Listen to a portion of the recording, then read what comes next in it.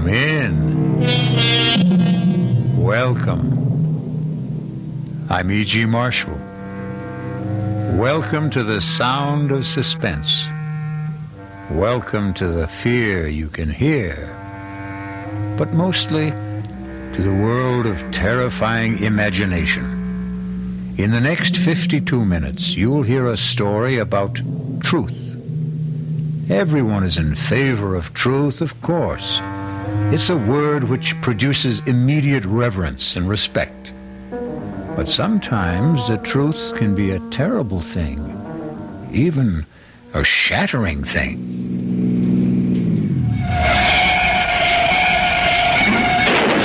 Oh, my God! Mark, you hit a woman! I told you not to drive so fast! I didn't see her. I didn't see her crossing the road. Is she alive? Oh, Mark, look at the way she's lying there! Lorna, she must be dead. Lorna, you mustn't tell anyone. Please, you mustn't tell anyone.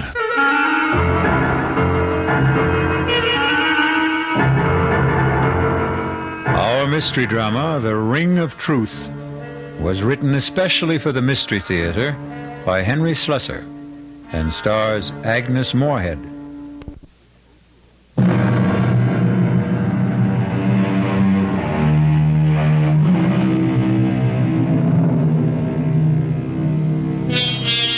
Now here's Act One of The Ring of Truth. The place, a charming college town in New England. The people you're about to meet, young Lorna Kittredge and the special man in her life, Mark Kramer. His driving speed, a comfortable 30 miles an hour. I'll tell you what I resent most about your father, Lorna. It's the fact that he deliberately keeps forgetting my name. Mark, don't be so silly. Daddy has a genuine problem about names. No, I'm sorry. No. I just can't buy this absent-minded professor stuff. It's too corny. Corny or not, that's exactly what my father is sometimes. Absent-minded. His mind is always up in the stratosphere somewhere, communing with Socrates or Schopenhauer on the meaning of truth. You just don't like my father very much. I hardly know your father. Look, I want to get along with him, Lorna. After all, he's going to be my father-in-law, isn't he? We're almost home. What can I do to put you in a better mood? That's easy, darling. You can promise to tell him tonight. Oh, Mark, tonight? Why not? But I told you that the Pryors are going to be at dinner tonight. Harold Pryor's Daddy's publisher. So, after they leave, you can tell him. Lorna, we've been engaged for almost 3 weeks now. Nobody knows about it except you and me. Well, isn't that enough? Not for me, it isn't. No. I'm the kind of guy who wants to shout it from the housetops. Yes, I do, too. I really do, Mark. I love you so much. All right, darling. Then prove it. Tell him tonight, Lorna. Tell him you're going to marry what's-his-name.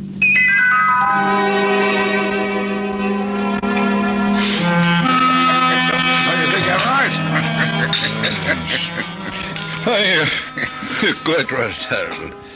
What the book needs is a much sexier title. Well, of course, there isn't a word about sex in it, but what's the difference as long as it sells, huh? What's the latest book about? Why, truth, of course. Daddy's favorite subject. Should be everyone's favorite subject, in my opinion. You know, if you really want a suggestion for a new title, Professor, I think I have one. Do you, Mac? Daddy, the name is Mark. Oh, yes, of course. I'm sorry, Mark. Well, go on. Let's hear your suggestion. Why not call it The Ring of Truth? Well, I think that's a very good name, but, of course, that's up to Professor Kittredge. It's not a bad title, Mark, but, well, it does imply a lack of sincerity, doesn't it?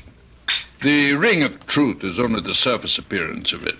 What I'm examining in my book is the necessity for stark truth, for truth unafraid. Of course, there's a fairly good argument against stark truth sometimes, isn't there? I mean, there's still a necessity for a white lie now and then. You mean in the real estate business, perhaps? No, not just in my business, in everyone's. I mean, there are times when tact, and courtesy, and general goodwill call for a shading of the truth. May I make a suggestion, everyone? Why don't we have our coffee in the living room? It's a good idea, darling. You know, George, I wanted to... I'll give you a hand with the dishes, honey. Besides, I'd like a little conversation with you in the kitchen.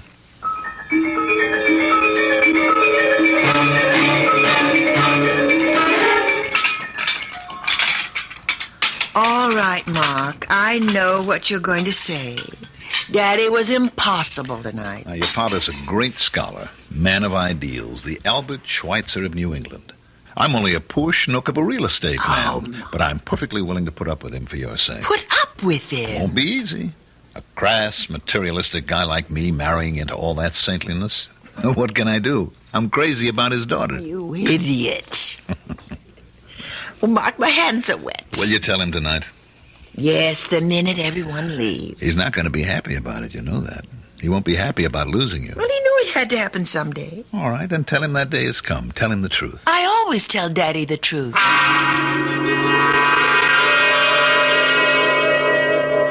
Daddy, can I come in? Yes, darling, of course. I didn't want to interrupt your reading. I can't really read this book. I don't understand the language. Have you seen it, by the way? Still another edition, German, of the 7 Secrets of Shakespeare. Oh, it's lovely. What a beautiful binding. Yes, I'm pleased with it. I suppose an author never loses his affection for the first book he writes. Well, it's more than just that. This book made you famous. In very limited circles, yes. And I hope you've enjoyed the evening and that your friend did too. The only thing Mark didn't like was being called Max. Oh, I'm sorry about that, Precious. I hope he wasn't offended. But you have to admit that you do bring home a lot of young men. Daddy, that may have been true once, but Mark Kramer is the only man I've seen for the last 6 months. That long? And the reason I've seen him so much is that, well, I'm in love with him. Well, that isn't an entirely new phenomenon either, is it? Daddy, Mark asked me to marry him. I said yes. Marriage? You know that word, don't you? It's English, not German. Yes, I know the word, but, well, it's just that I never supposed you'd want to marry now. I mean, before your doctorate, before you've done all those things we plan to do together. Marriage wouldn't put an end to our plans. And as for your lecture tour, well, you don't really need me along. I don't know if I'd want to go without you. I'm getting a little old to gallivant around Europe by myself. Well, it's the first time I've heard you complain about being old. For some reason, the last 10 seconds, I began to feel old. Of course, Mark and I could go with you to Europe as a sort of honeymoon. No, Lorna, he's not going to want that, I'm sure. In fact, my guess is that your young man is going to want to see as little of me as he possibly can. No, Daddy, that isn't so. He knows that I won't just abandon you. I couldn't be that heartless. That's the last word I'd use about you, Precious. I know your heart only too well. I know what a tender, beating little thing it is. I've always been afraid of the man who would trap it someday. I just wish you knew Mark better. He's not a I'm not scholar. saying anything against Mark. I'd feel this way about any man. I'm like the tired old king of the fairy tale, darling, forced by the condition of kingdom to give the hand of his princess to a commoner. Oh, Daddy, Daddy.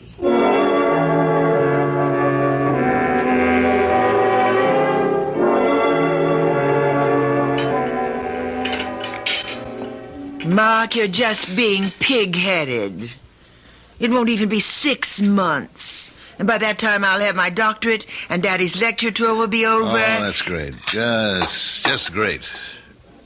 Waiter, where's the drink I ordered? Mark, I've never seen you have more than 2 martinis in my life. Oh, you're wrong, my love. I had one before you got here. The one coming up will be number 4.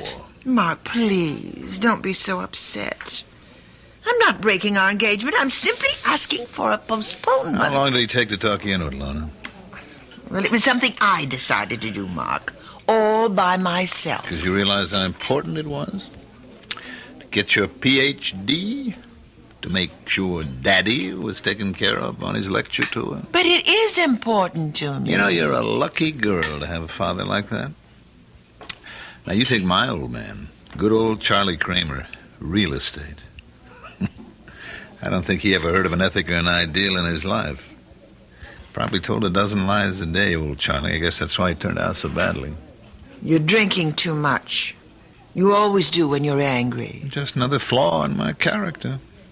hardly noticeable in the general ruin of my personality. Please, Mark, I don't want you to be drunk to drive me home. Oh, don't worry, I won't even have that fourth drink. See what a nice guy I am? I want to make sure you get home to Daddy safe and sound.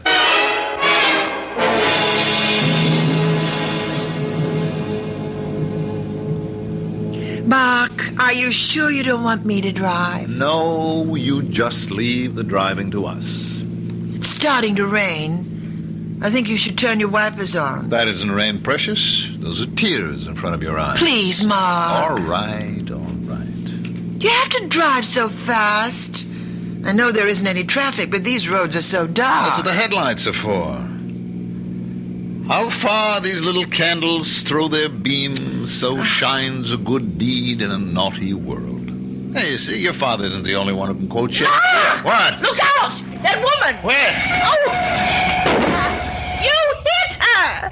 Oh, Lord! I didn't see her. I didn't see her crossing the road, so help me. Is she dead? Oh, Mark, look at the way she's lying there. She's dead, Lorna. Oh, The woman's dead. oh no. Oh, horrible. I told you not to drive so fast.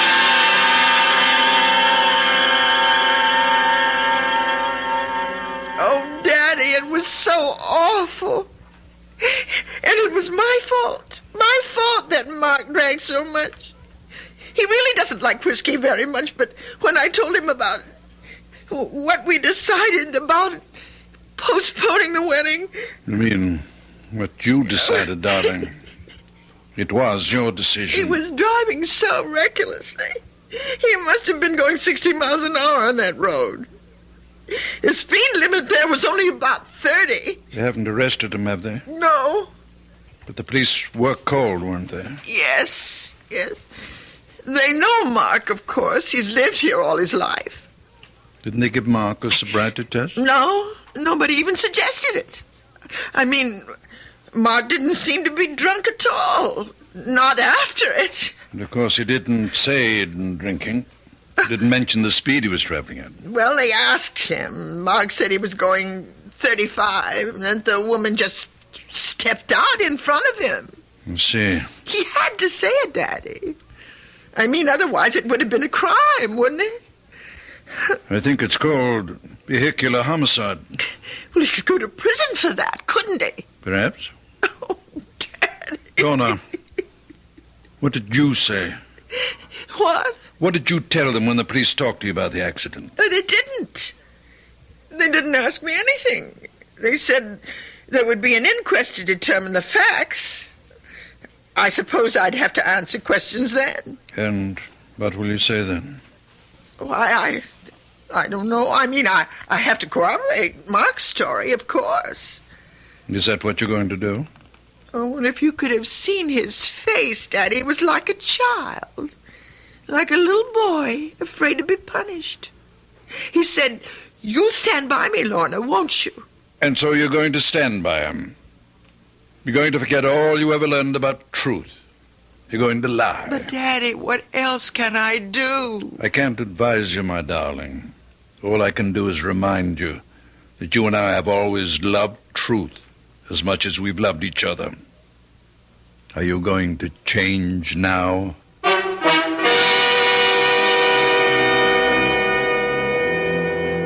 And so Lorna finds herself in the corner of a triangle.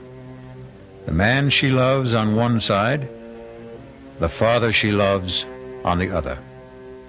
But the invisible corner of the triangle is that mysterious thing called truth. We'll find out what Lorna Kittredge does when I return shortly with Act 2.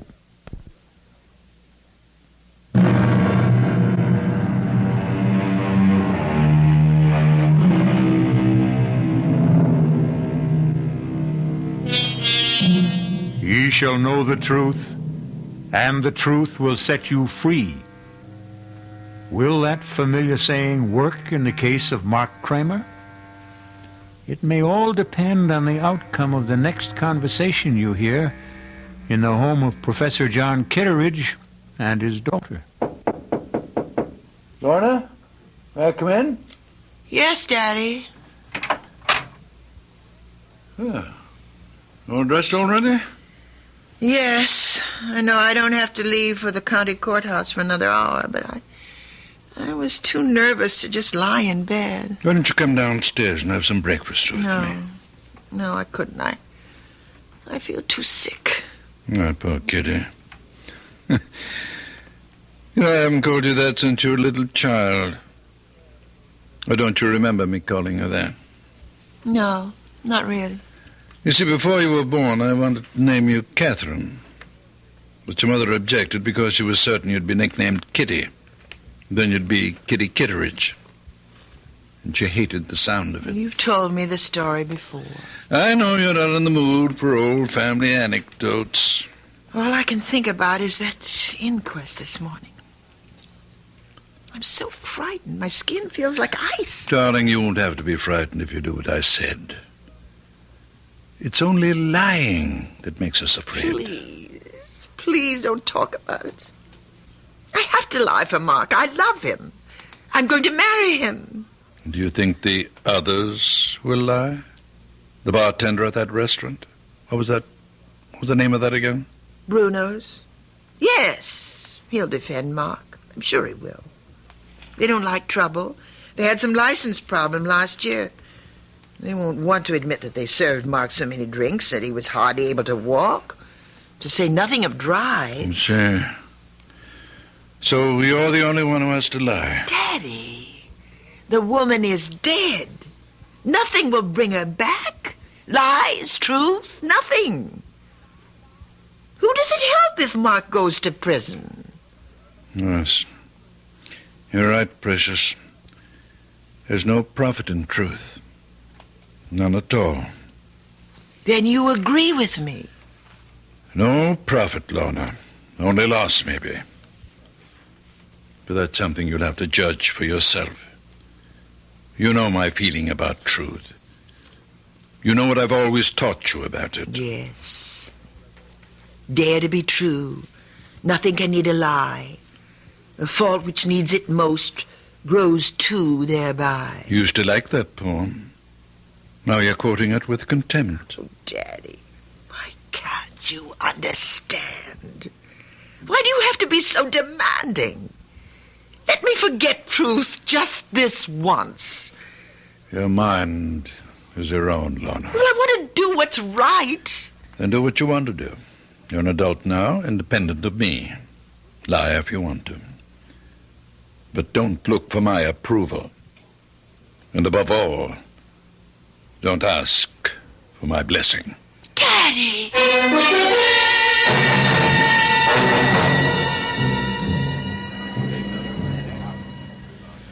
Let's have some quiet. The coroner's jury has to hear the testimony if they're going to judge it. Sergeant McKeon, was any investigation made of the skid marks at the scene of the accident with a view to determining the speed of the vehicle? No, sir, there wasn't. The condition of the road and the rain we had that night, well, it was impossible to tell the difference between the skid marks and the tire treads. That's why no measurement was made. It's been stated that the driver of the vehicle, Mark Kramer, had left the establishment called Bruno's shortly before the accident. Since Bruno's is in the business of serving hard liquor, among other things, did the police give Mr. Kramer a sobriety test? No, sir, we didn't. You see, sir, we didn't know at the time where Mr. Kramer had been. All we knew was that Mrs. Moga was dead and Mr. Kramer didn't appear like he'd been drinking. All right, Sergeant, you can step down. Thank you. The coroner's office calls Mr. Kramer to the stand, please. Mr. Kramer, this inquest isn't a trial. Our duty here is simply to determine the cause of death. But you must give your testimony under oath. Please raise your hand on the Bible. Yes, sir. You solemnly swear to tell the truth, the whole truth, and nothing but the truth, so help you God? I do. All right, Mr. Kramer. Just tell us your story of what happened the night of the accident. Well, Miss Kittredge and I left Bruno's about 9 that evening, about a half hour before the accident. I'd had one drink, vodka martini. You can ask Mr. Bruno about that because he served me. Go on. When I reached Route 24, I decided to take the Ridge Road shortcut to town.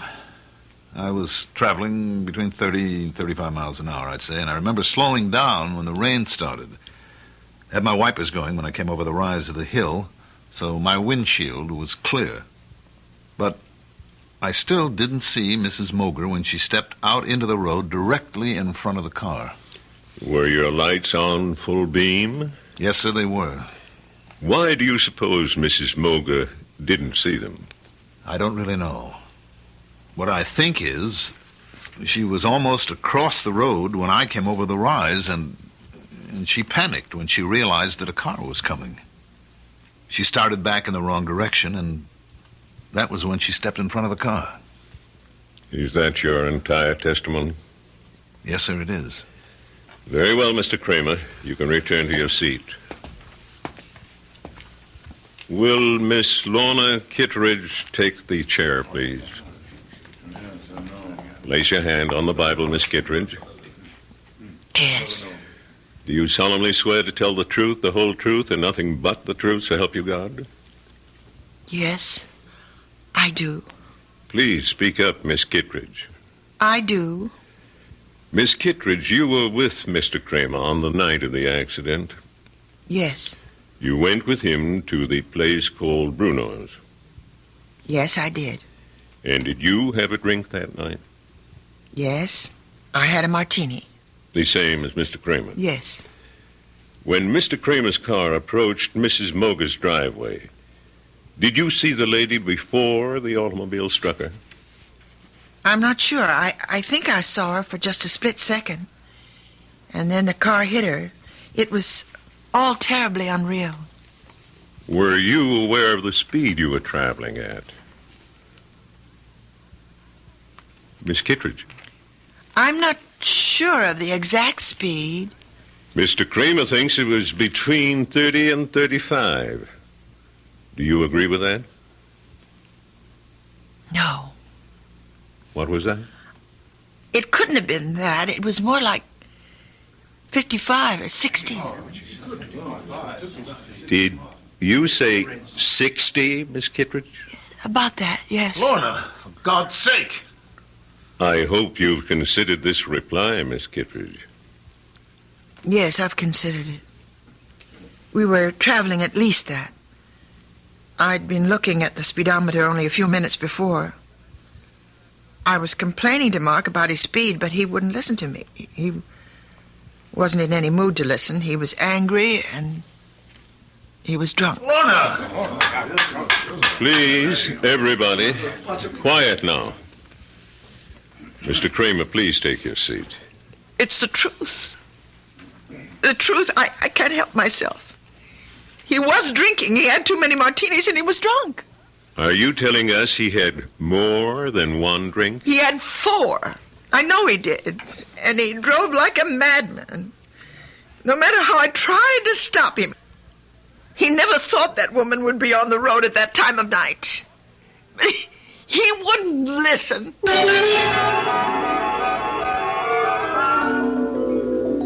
I couldn't believe it was really happening. It was like hearing someone else say the words. Please don't cry, Kitty. I tried not to look at his face. I tried so hard not to see him, but I couldn't stop myself. How can you blame yourself for telling the simple truth? How can you think it's wrong? But don't you realize what'll happen to him, Daddy? He's going to be indicted. He may go to prison. I'm sure Mr. Kramer will hire himself a very smart attorney. Who's that? I have no idea. Oh, I can't see anyone now. I just can't. Yes, of course. You go to your room and I'll answer it. Go on, darling. Go lie down. Yes. Oh, it's you. I want to see Lorna. Mark, please listen to me. I know exactly how you're feeling at the moment. Thanks for remembering my name, Professor. That must be the very first time. I'm sure you realize that what Lorna did this morning was extremely difficult and painful for her. That it was an agonizing decision. Only who made it? Lorna's lying down right now. I suggest you try telephoning her later. I'm not leaving until I see her. I had hoped we wouldn't get violent about all this, Mark. Frankly, I don't think you're in a good position to commit any other rash actions. Daddy, It's all right. Lorna, I thought you were in your room. I'll talk to Mark. Very well. But don't ask me to leave, because I won't. You don't have to leave, Professor. I'd like you to know this, too. Know what? What the town gossips are saying. Lorna, they're saying that we had some kind of fight. A lover's quarrel, and that you wanted to get back at me. Oh, you know that's not so. Yes, I know it.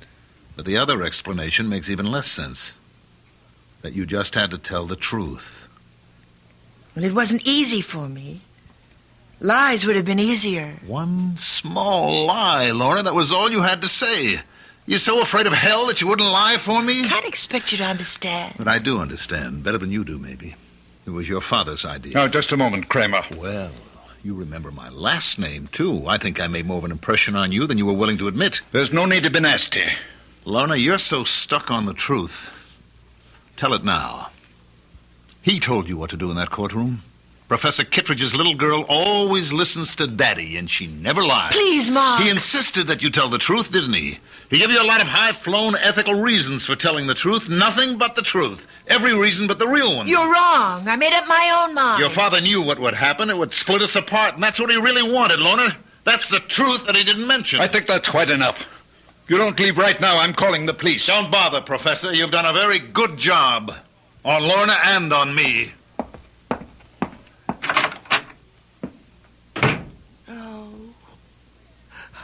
Oh, Daddy. Daddy. Kitty, don't. It's going to be all right. How can it be? He hates me now. Mark hates me. Things will change. You wait and see. He'll get himself a smart lawyer, and nothing will happen to him.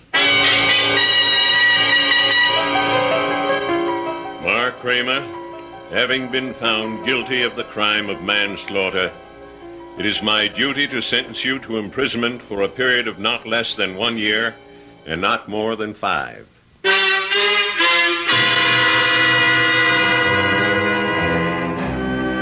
And so the truth has not set Mark Kramer free. It sent him to prison, where he'll have plenty of time to ponder the complexities of ethics, justice, and human nature. Or perhaps he'll ponder something else, like revenge. We'll find out when I return shortly with Act 3.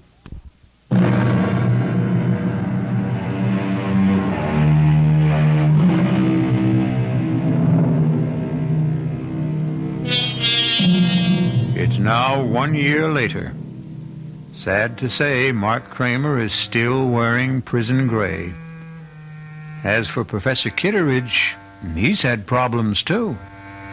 A bad case of the gout caused cancellation of his European lecture tour. Even more disappointing, his daughter Lorna lost interest in working on her thesis and abandoned the idea of obtaining her doctorate. In fact, Lorna Kittredge seems to have lost interest in life itself. Lorna, you awake? Yes, Daddy. I'm up.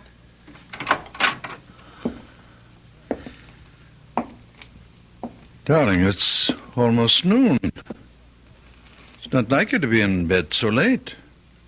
I just didn't feel like getting up. Did you sleep badly again last night? Last night, the night before that. Oh, Lorna. If you don't see Dr. Isaacs voluntarily, I may have to drag you to his office. You know there's nothing wrong with me. What's all this paper for? All those little crumpled balls. Can't you guess? Oh, Lorna, no. You haven't been writing Mark again? I keep thinking that I might hit on exactly the right words. The magic formula that would make him answer one letter. It would be so much better if you forgot him, Lorna. Do you know that I even thought of sending him a disguise letter? Making it look like some important document that he would have to read? Isn't that ridiculous? What's ridiculous is the way you've tortured yourself over that man for so many months. Who's tortured who, Daddy? Which one of us is really guilty? Oh, Kitty, Kitty. Stop calling me that name. My name is Lorna. Can't you remember my name? Darling, either? you're just not yourself. Is that why you can't remember me? Because I'm somebody else? Well, you may be right, Daddy. Every morning I look in the mirror and I can't recognize the woman I see. Lorna, you're just not giving yourself a chance to forget. You'd start getting out into the world, start meeting new people. You become a hermit. I thought you liked having me here, Daddy. I thought you couldn't live without my company. I honestly believe you need medical attention. If not from Dr. Isaacs, then from somebody else. You mean a psychiatrist, I suppose? No, darling, no. Just someone who can help you get over this distorted guilt that you feel. The only one who can do that is Mark. And he won't see me or write me or anything. Lorna. Oh, please go away. Please. I'm going to try to sleep. It's the only time I'm happy. When I'm asleep. All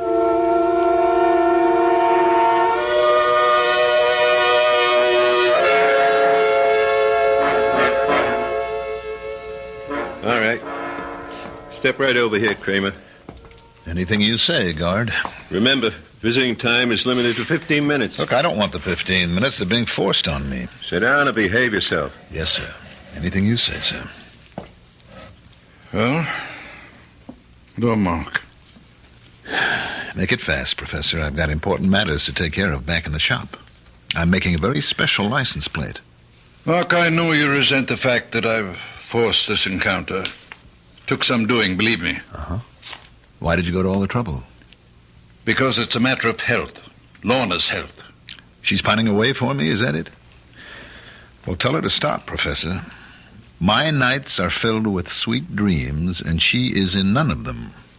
You tell her that for me. I want you to see her, Mark. Oh, I wouldn't force that issue, Professor. I don't have anything nice to say to your daughter. You misunderstood Lorna. Couldn't expect you to applaud what she did in court. But if you really thought about the ideals that motivated her... Whose ideals? Yours or hers? Do I have to separate them? Yes. But you can't, Professor. Because she's your monster. You've got her all twisted up between her ethics and her instincts. I suppose you're proud of the result, but it's a fake. There's nothing fake about her principles. She doesn't have principles. All she has is you. Her shining example. She wants you to love and admire her, so she does what you expect. That's why Daddy's little girl always tells the truth. She does tell the truth. Always. And her father? I abominate lies. You won't even lie to yourself. Then tell me this. Weren't you happy when Lorna and I broke up? Didn't it save your happy home? I can see that coming here was a mistake. You're a hypocrite, sorry. Professor. This whole thing was your doing, and I'll never let you forget it. Goodbye, Mark. Wait a minute. There's something you should know. What's that? I'm being paroled next week. Tell that to your daughter. Maybe it'll improve her health.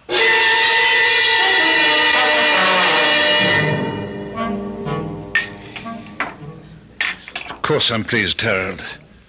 It's just that I'd much rather see a new book of mine published than a new edition of an old book. Well, you can't argue with success. People never seem to tire of the 7 Secrets of Shakespeare. I suppose I shouldn't complain. It does buy the groceries. Just cash the royalty checks and be happy. Now, tell me how Lorna's doing. Feeling any better? Oh, still a bit run down, I guess. Well, that's too bad. I suppose you know that young man Kramer, that he's out of prison. For about 2 months now, I gather. He, hasn't been in touch with Lorna? No, and I don't think he will be. Funny thing is, he's been in touch with us. With you? What's that before? Well, actually, it seems he went to Merritt Bob's first. My first publishers? Yes, talked to everyone who would talk to him. Then he approached members of my own staff. He even tried to get an appointment with me, but I put him off. What do you suppose he wants? He's an embittered young man, you know. And I spoke to George Merritt.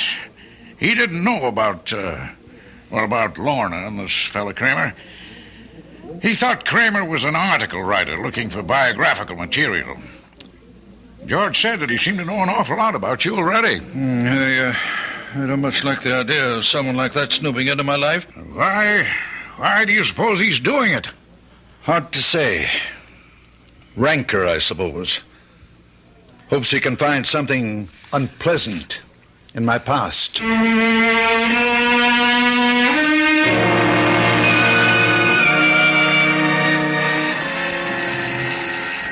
I'll get it, Lorna. Hello? Professor Kittredge? Yes? Mark Kramer, Professor. Oh.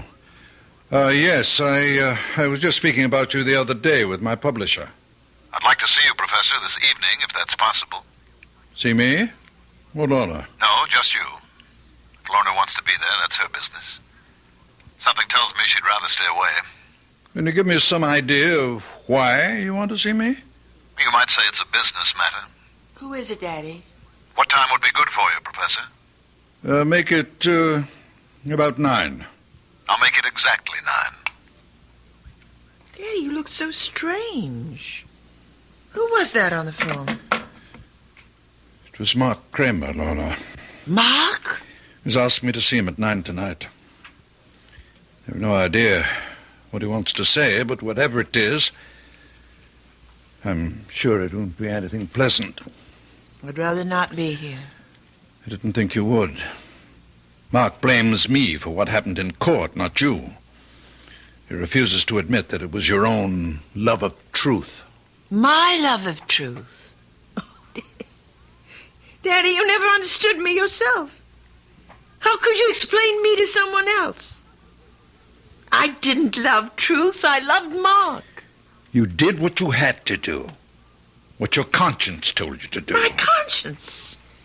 Is that what I was satisfying? That small little voice inside me? It can be a loud voice, darling. A very compelling But voice. I still hear it.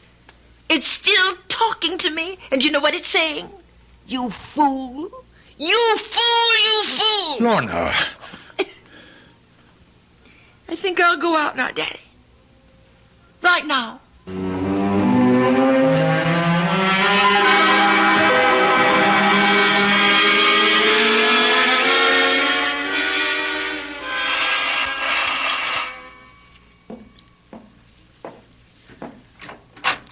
Good evening, Professor.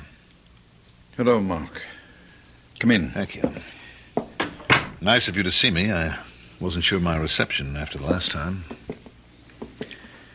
I see you're using a cane these days, Professor. Yes, a touch of gout.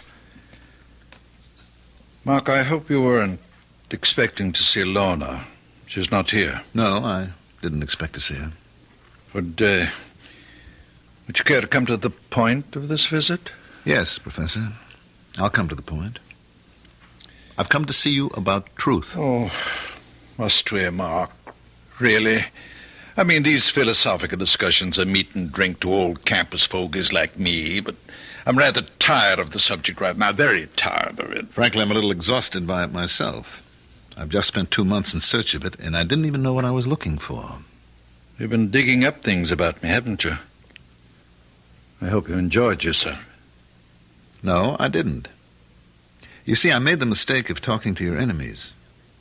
The publishers you dropped, the friends you no longer see, the scholars you had disputes with. What did you get out of that? Nothing. Your enemies didn't have the truth about you, Professor. Only your friends did. Like Avery Hayes. Avery Hayes? Oh, I'm glad to see you remember the name. Strange how few people do. Even though you dedicated your 4th, or was it your 5th book to him? George Merritt knew him, of course. Mr. Merritt called you Avery's benefactor. Said that Hayes was an alcoholic that you took care of for many years. He was my friend. Yes, he was a good friend, and you were good to him. That was one chapter of your past that you had every reason to be proud of, wasn't it? Avery's been dead for 10 years. What did you want from him? Nothing, Professor. I just thought a man like that deserved a little recognition, if only for his past association with you. So I talked to people who knew him, his old pals, his family. He still has a brother alive, you know, a crotchety old fellow in the terminal ward at the county hospital. His name's Ezra. Perfect name for the old boy. And you know what? He still has the junk Hayes left when he died. That pitiful collection of books and papers. You don't expect me to believe that? About Avery's papers? Avery never kept anything, not a thing. He was a foolish drunken He old... was also brilliant, wasn't he? Went to the university on a scholarship. You only beat him out for top honors because of his drinking. You're talking about 40 years He ago. was drunk and he was dishonest, too, wasn't he, Professor? That was how he sustained that wild life of his, by selling his scholastic services to anybody who could pay for them. It's not different today. Yes, that's what Avery said in his letter. The one he wrote to a woman named Jean. I didn't know who Jean was or why Avery never mailed the letter, but there it was. Avery said he was cleaning up $100, $200 a month and would surely be able to pay back all he owed before the end of the semester. And then he mentioned the thesis, the big job he was doing, that he expected $300 for that job alone. You know which thesis I mean, Professor? Please go. Get out of here. I've had enough of this lying filth. The 7 Secrets of Shakespeare. Sounds like a mystery story, doesn't it? But it was quite a piece of work. And it became more than just a college thesis. It became a world-famous book. It made your reputation, Professor. You're a liar. A liar. You know nothing about it. You paid Avery for his work and put your name on it. You might have done as well yourself, but you were young and lazy and you had the money to pay for it. Then you discovered how good it really was, and it was too late for both of you to change the course of history. Get out of this house now. Get out! I'm going, Professor. I just wanted you to hear this little story about truth. And also to tell you that I have Avery Hayes' letter. What did you say? I have his letter, Professor. It tells the whole story. Good night. Mark! You told me to go, and I'm going. You filthy animal! Get rich! Kill you, monster! I'll kill you! Kill you, you animal! Daddy! Kill you! Daddy! Like a wild beast! Oh, my God! What have you done? Oh, no. Daddy! Oh, no. Oh, thank heaven you're here. Oh, Thank heaven. look at his head. Oh, dear Lord. You saw what happened. Oh. What the crazy fool did, he attacked me. You killed him with your cane. He attacked me, Lorna. You know how much he hated me? I had to defend myself. No, I saw what happened. I saw you strike him from behind. No, Kitty, no.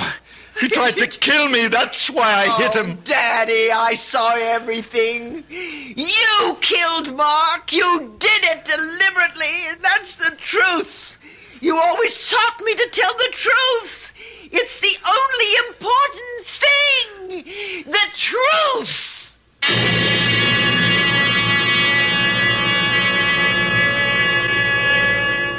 Oliver Wendell Holmes Jr. said, "All I mean by truth is the road I can't help traveling."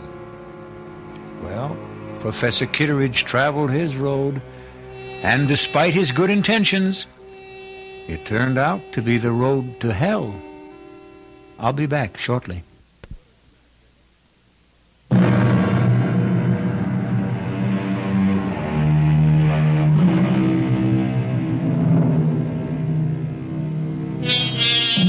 If there is a moral to the story you've just heard, it's not that truth is so bad. But Samuel Butler said, truth should not be absolutely lost sight of, but it should not be talked about. And we promise that's our last word on the subject. Our cast included Agnes Moorehead, Mandel Kramer, Sandus Ortega, Ian Martin, and Dan Ocko. The entire production was under the direction of Hyman Brown. This is E.G. Marshall inviting you to return to our Mystery Theater for another adventure in the macabre. Until next time, pleasant dreams.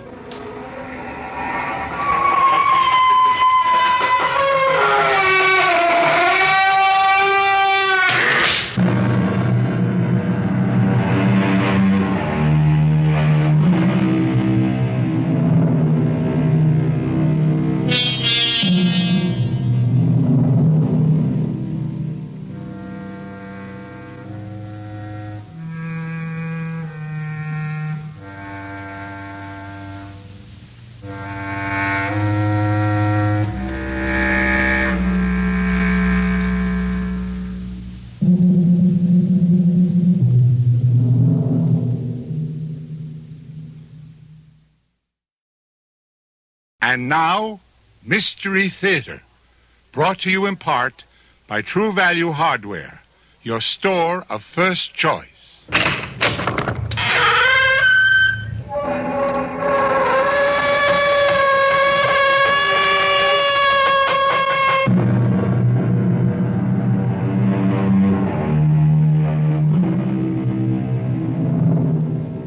Come in. Welcome. I'm E.G. Marshall. Welcome to the fear you can hear. Welcome to the sounds of suspense. It was the ill-fated Prince of Denmark, Hamlet, who lamented, "The time is out of joint. O cursed spite, that ever I was born to set it right." Many people before and since have echoed the same cry of despair, but none with more compelling justice and reason than Ethan Vigil, clockmaker and destroyer. Ethan Vigil, for whom a special clock struck a magic and an evil hour. You got your box in. Your move, Jake. No, don't rush me. I'm thinking. God in heaven, Ethan, how can you stand that infernal racket? What racket? Oh, you mean the clock striking? I don't even notice them anymore. Well, go ahead. What do you want to give up? No. Who can think of a chess move with all hell breaking loose? From now on, start our games after midnight. Enough to drive a man stark, staring mad. I swear to Sam Hill, Ethan, you deliver.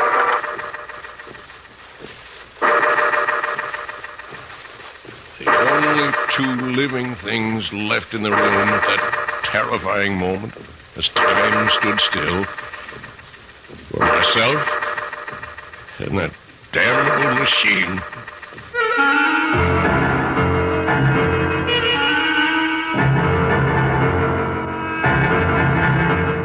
Our mystery drama, Time and Again, was written especially for the Mystery Theater by Ian Martin and stars John Beale. I'll be back shortly with Act One.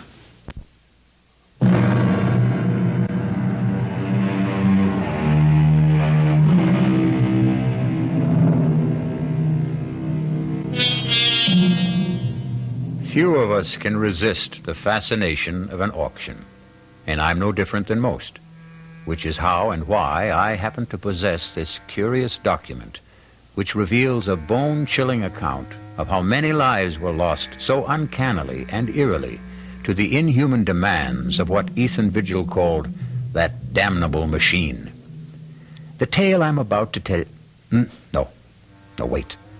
If you can manage to decipher his cramped longhand, let Ethan Vigil confess for himself.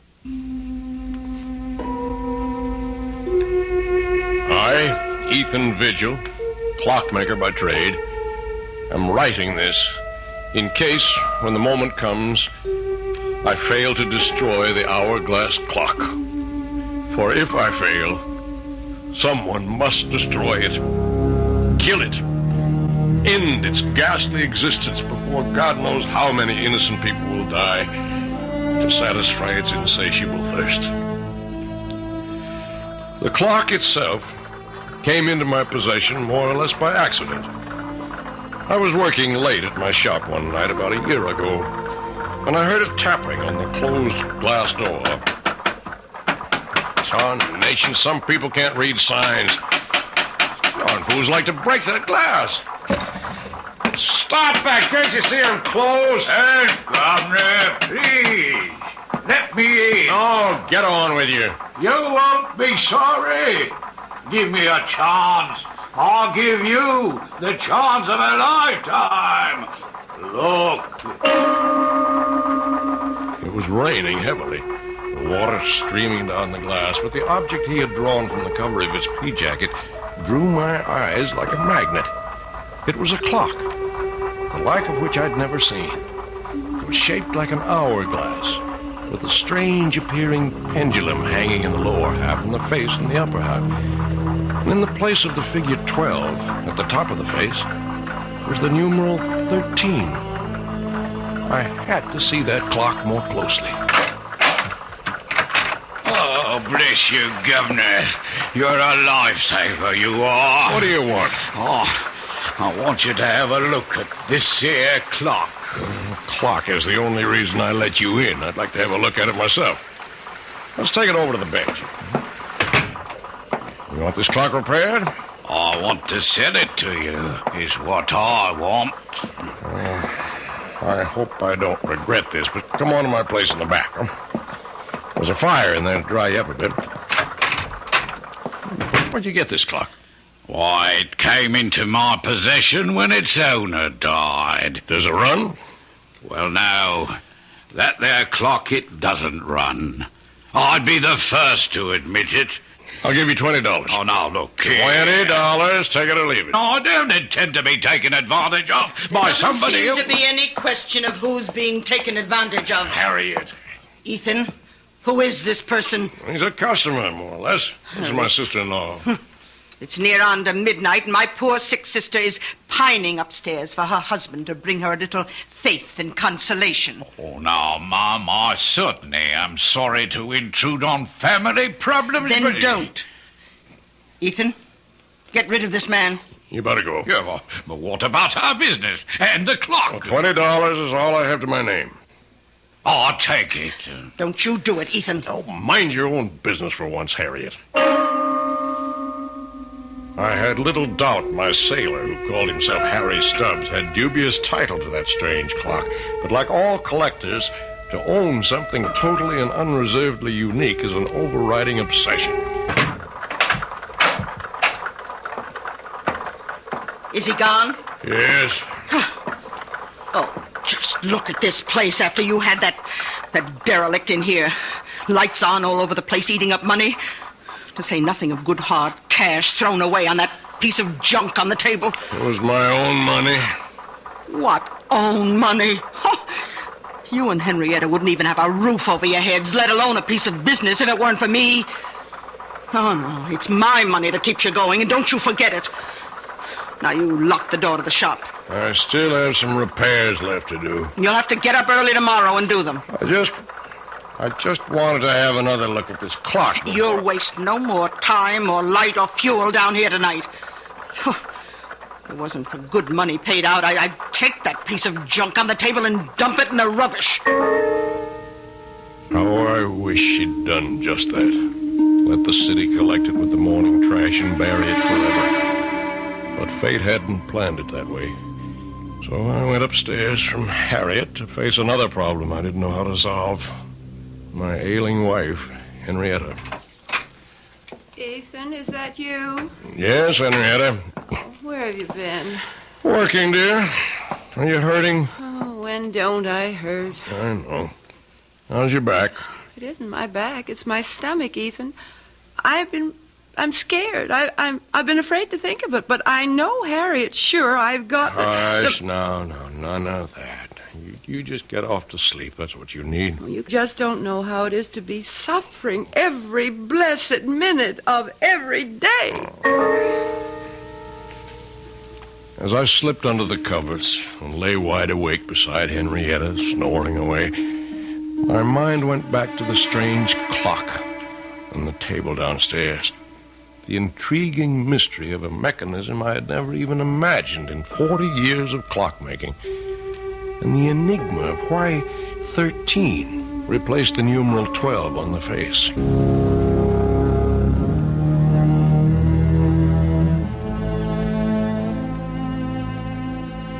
All the next morning, between my infrequent customers, I puzzled and poked and pried to reveal the workings of this bizarre clock. But by 1 o'clock in the afternoon, when I was completely stymied, my wife surprised me by coming out to the bench in her bathrobe. Henrietta, what's wrong? I've been calling for someone. Where's Harriet? Well, she went to market. Is that the old clock that Harriet told me you threw away hard-earned money on? It's a very valuable antique, an original. And it was my money. Does it run? No. And what good is it?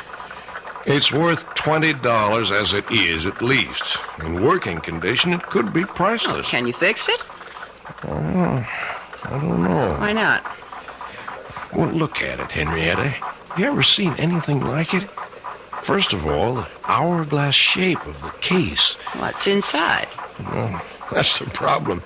Except for the two round glass windows. And they're not even glass. I don't know what they are. What window? Well, the one for the clock face in the upper cup, if you want to call it that, and the one in the lower inverted cup, where you can see what looks like a pendulum. Well, can't you shake it and get that to swing? That doesn't seem to be the way it's activated. It's quite stationary. Funny lopsided shape. Maybe it melted or something.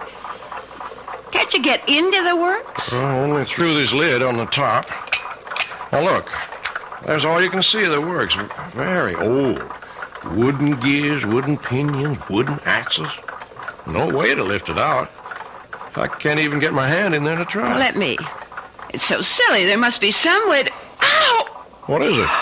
Look what your silly old clock has done. What's the matter? My finger, it's bleeding. It felt like something bit me. Oh, come on, let me see. Why, it's just a scratch. Scarcely drew blood. Just the same, I'm not taking any chances with that dirty old clock. I could end up with blood poisoning. I'm going to run this underwater. Now, you get me a bandage and some disinfectant. Right with you. I was suddenly aware that the clock was running. And its beat was the sound of the human heart. But Ethan didn't follow his wife right away, because suddenly he had become conscious that the dead clock had come to life, that it had started to record time again, and that the sound of its beat was very different from all other clocks. It was a sound akin, if not completely similar, to the beat of the human heart. I shall return shortly with Act 2.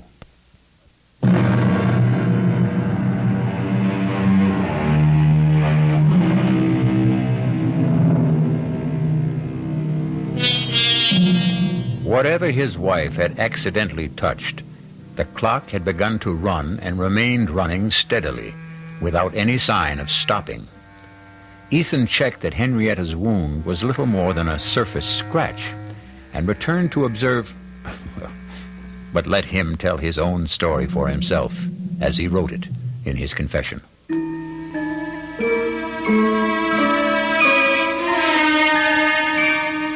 My examination of the clock as it ran made it even more of an enigma.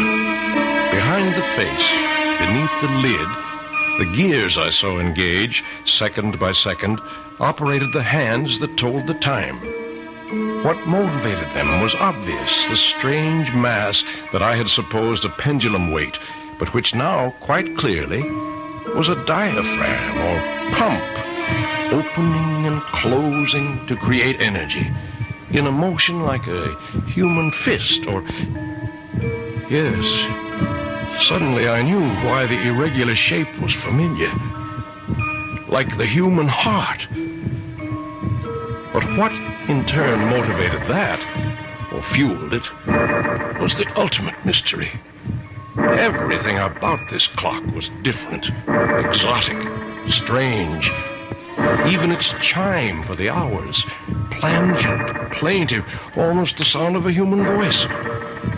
I watched it irresistibly all day, all during the night, while I waited for Dr. Jacob Royce to come and examine my wife, even while I waited for the result of that examination. What the devil are you doing out here, Ethan? Oh, I'm sorry, Jake. Just observing this clock. It's got me mesmerized. How's Henrietta? Oh, what am I going to tell you, Ethan? Same thing as usual. Yep. Not a trace of any physiological problem. Never is. Oh, there's a name for it if it's of any help. Chronic inadequate. Someone who just can't handle the simple process of life and has to make excuses for it. I'd better go up to her. Oh, there's no need. I gave her a sedative. Won't hurt her, but it might do you some good. Come on now, let's play chess. If I set us up right here, all right? With all those clocks rattling away? I want to keep my eye on this baby here. If you can't sit up with one sick friend, you gotta sit up with another. And for the next 10 or 15 minutes, I did forget the clock that was to haunt the rest of my days. Inexorably, as we concentrated on the chessboard, all of the clocks ticked on towards 12 o'clock. And the moment when the explanation of that substitute number 13 was about to be made by the clock itself. Don't think much of your king's pawn variation, Jake. Got you boxed in. Your move. Don't rush me. I'm thinking. Good Lord, Ethan.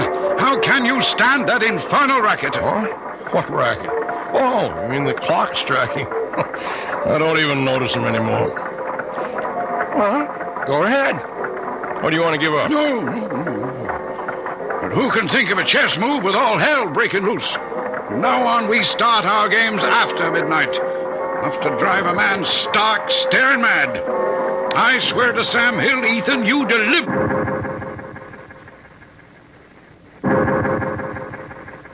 After the 12th stroke of the hourglass clock's chime, there was no sound but the beat of the clock and my own heart. Everything else had stopped dead. My friend's mouth was frozen in the act of speaking. His hand poised over a chessman as though cast in bronze. Outside, like the old child's game, people had turned to statues. A car backing into a parking space was stopped in its tracks. The very raindrops hung motionless in the air like a spangled curtain. For everyone else in the world, save only me and that damnable clock, time was standing still.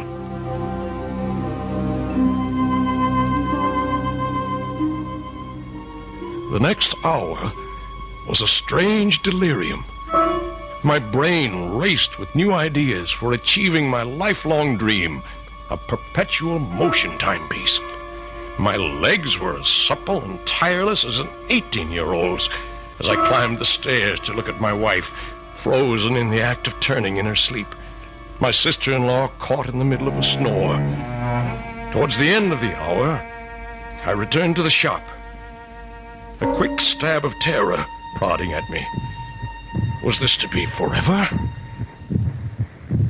Poor Jake still sat in the middle of the move he had started almost an hour ago.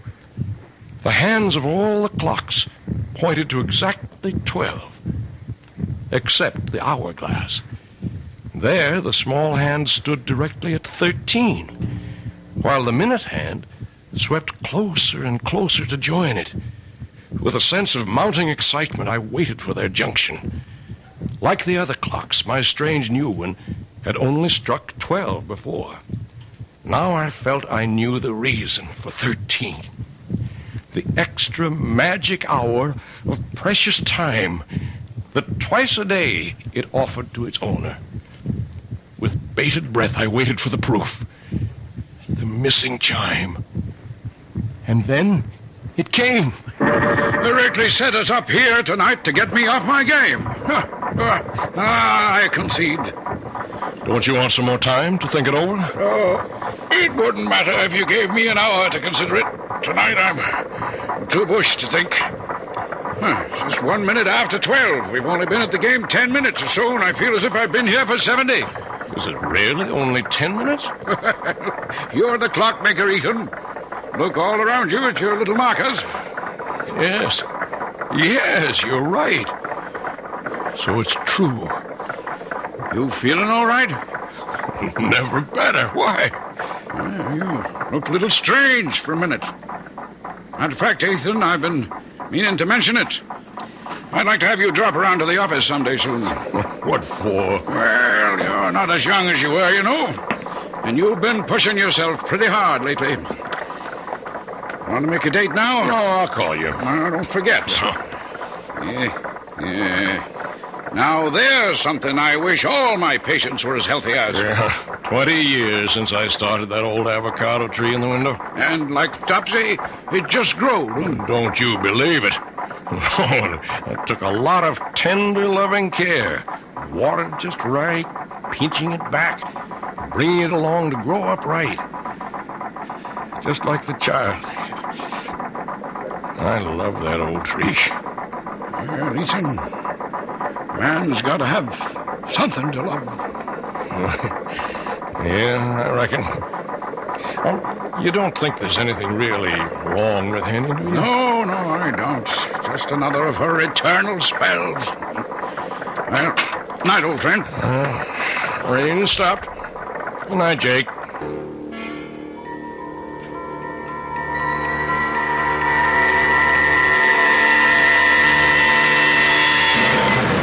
For a long time after my old friend drove away, I stood by the door, gazing into the cool, crisp night.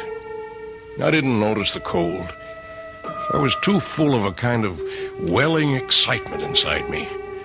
What a gift that clock had brought me.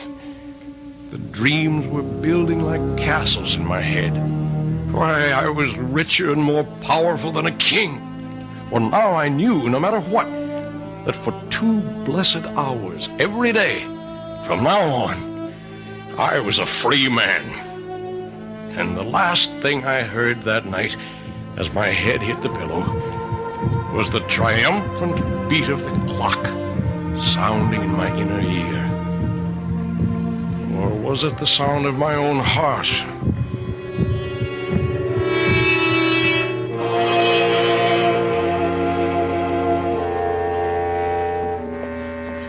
How is she, Doctor? I don't know, Harriet. Now, I don't mean to alarm you, but I think we'll put your sister Henrietta in the hospital for a few days for observation. Well, what's the matter with her?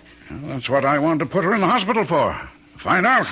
What do you suspect it is? I don't suspect it's anything. I just want to reassure myself. Now, why don't you go up and keep her company while I talk to Ethan? Oh, you won't have any trouble convincing him. I don't see why I can't take care of her. Well, you can't this time, Harriet. If you want to help, go sit with her. I'll make the arrangements with Ethan. How's Henny? I want to put her in the hospital for a few days, Ethan. Oh, she's that sick? I'm not sure. Whatever it is, this is not just one of her spells. I want her under observation for a while. Oh, whatever you say, Jake. Yeah. I wish I knew what to say. I feel a little guilty. Ever since that night a few weeks ago when we were playing chess. What do you mean, guilty? Well, damn it, for 20 years I've been medicating her imaginary ills. I wonder if maybe I got careless that night. Huh? Well, there's no doubt that from then on, this debility, anemia, whatever it is, started. Well, I'll get along and make all the arrangements. I'll phone you when to expect the ambulance.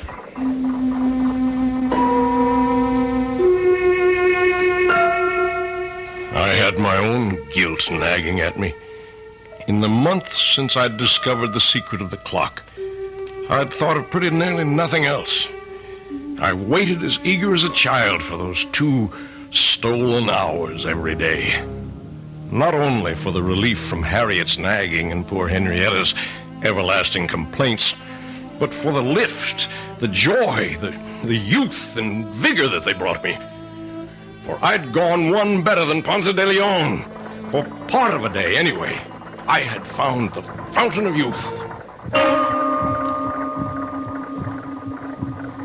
But a wave of shocks was about to jolt me back to reality. The first was Henny's being taken to the hospital.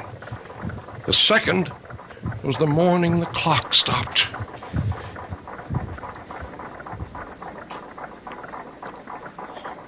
Oh, no. No. What is it, No, Ethan? You can't stop. What is it, Ethan? What's wrong? The clock, it stopped. Oh, is that all? I've got to get it started. You shake it like that, it'll end up in pieces. Good riddance. I told you it was a waste of money. Get out of here. How dare you talk to me like that? Oh, I certainly will. Nobody's going to talk to me like that, particularly not you. I was frantic. My golden hours of solitude gone? My extra gift of precious time and the rebirth of youth? I couldn't let them go. There must be some way to bring them back. To start that damned intricate mechanism again. Clock was dead. Its lifeblood somehow drained. Blood? But that's what started it in the first place. Maybe... Oh, damnation. I'll let it ring. I've got to find something to... Oh, all right. Hello? Ethan, it's Jake. Oh, Jake. Look, I don't want to talk now. Oh, then you've heard. Heard what? About Henrietta? Oh, she's not... I just got back to my office and got a message from the hospital. I'm afraid she's passed away. Oh, are you sure? Well, I'm on my way to the hospital now, just on the outside chance. Better meet me there. I'm on my way.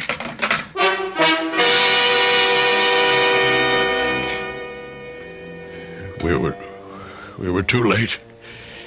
And he was gone. With no goodbyes. I sat by a nurse's desk, waiting for Jake to complete arrangements and drive me home. A young nurse came down the hall with a tray of blood samples, putting them on the desk. She came towards me. Mr. Vigil? Yes, nurse? Dr. Royce asked me to tell you he'll only be a minute or two. Oh, thank you, nurse.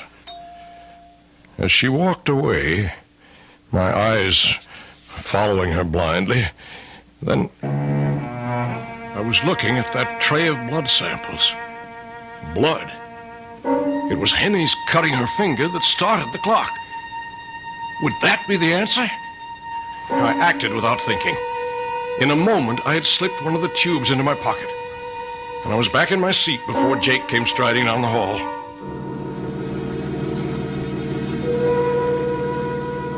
I was back in the shop at last, alone. With shaking fingers, I lifted the lid, exposing the brain, or whatever it was, of the clock. Uncapping the tube, I poured in the blood. I looked at the dial. The hands were spinning around to the proper time. And then the clock was alive again. Its heart was beating.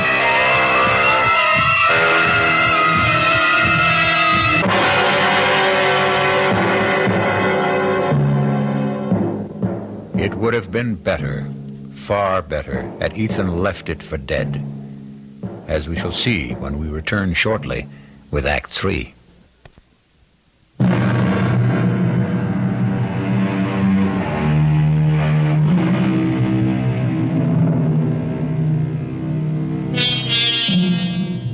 Which of us could resist the temptation of perpetual youth, or short of that, any extension of life?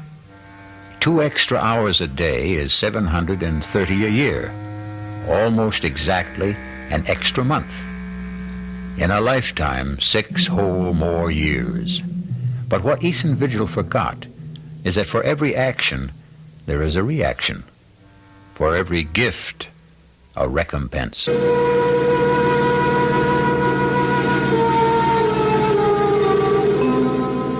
The saddest part of my confession is that after my wife's death, I became completely blind to everything but my 2 periods of escape every day. More and more, my sister-in-law Harriet took over the ordinary part of life, transforming my beloved clock shop into a nightmare against which I preferred to close my eyes. Ethan? Ethan? What, Harriet? Would you mind helping me dress this window, please? Well, what's the matter with it as it is? If you just get away from that bench of yours for a moment and come here, perhaps I can show you. All right, Harriet. You know how I'm branching out now that I'm the active partner in the store. Oh, gewgaws and gimcracks. Well, you might know you'd lag a mile behind the times. This is novelty jewelry, and to sell it, we must display it. Cheap claptrap. Now, first off, I want you to get this cheap, silly rubber plant out of the window. Rubber plant? That's my avocado tree that I grew with my own hands. Well, whatever it is, it takes up the whole window. I want it out of here. No, sir, not my tree. It needs the sunshine it gets. But what use is it? Tarnation. Does everything have to have a function? It's beautiful.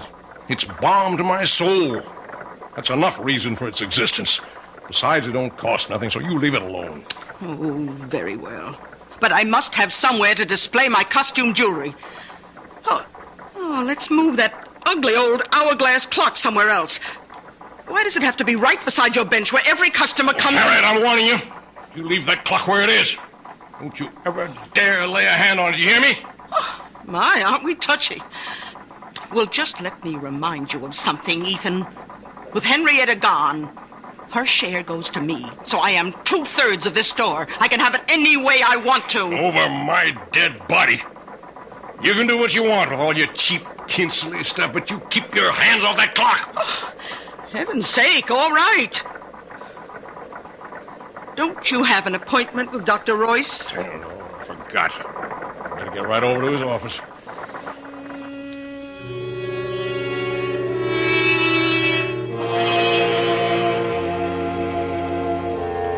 Okay, Ethan, you can put your shirt back on. I'm all finished examining you. Well, what's the verdict? I couldn't be more pleased. You approve of the shape I'm in, huh? Well, before Henrietta died, I don't mind telling you, I was plumb worried about you. Oh. Your heart was acting up. I didn't like your blood pressure. And there was a lump in your belly I could palpate big as a grapefruit. And now? Now I don't even need the x-rays I took. Know it before I see him. It's practically noon. Now go on, you don't need a doctor. Get out of here. Let me get around to the sick people outside who do.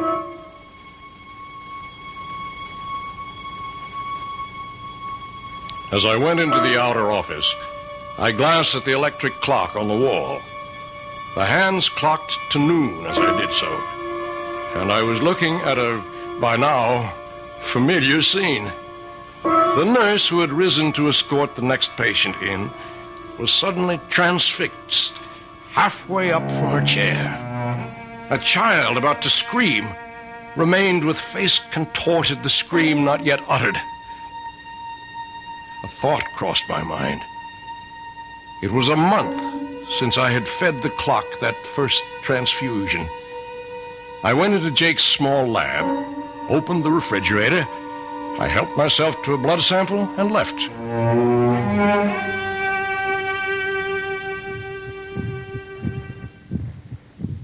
Back at the store, the only sound was the beat of my clock.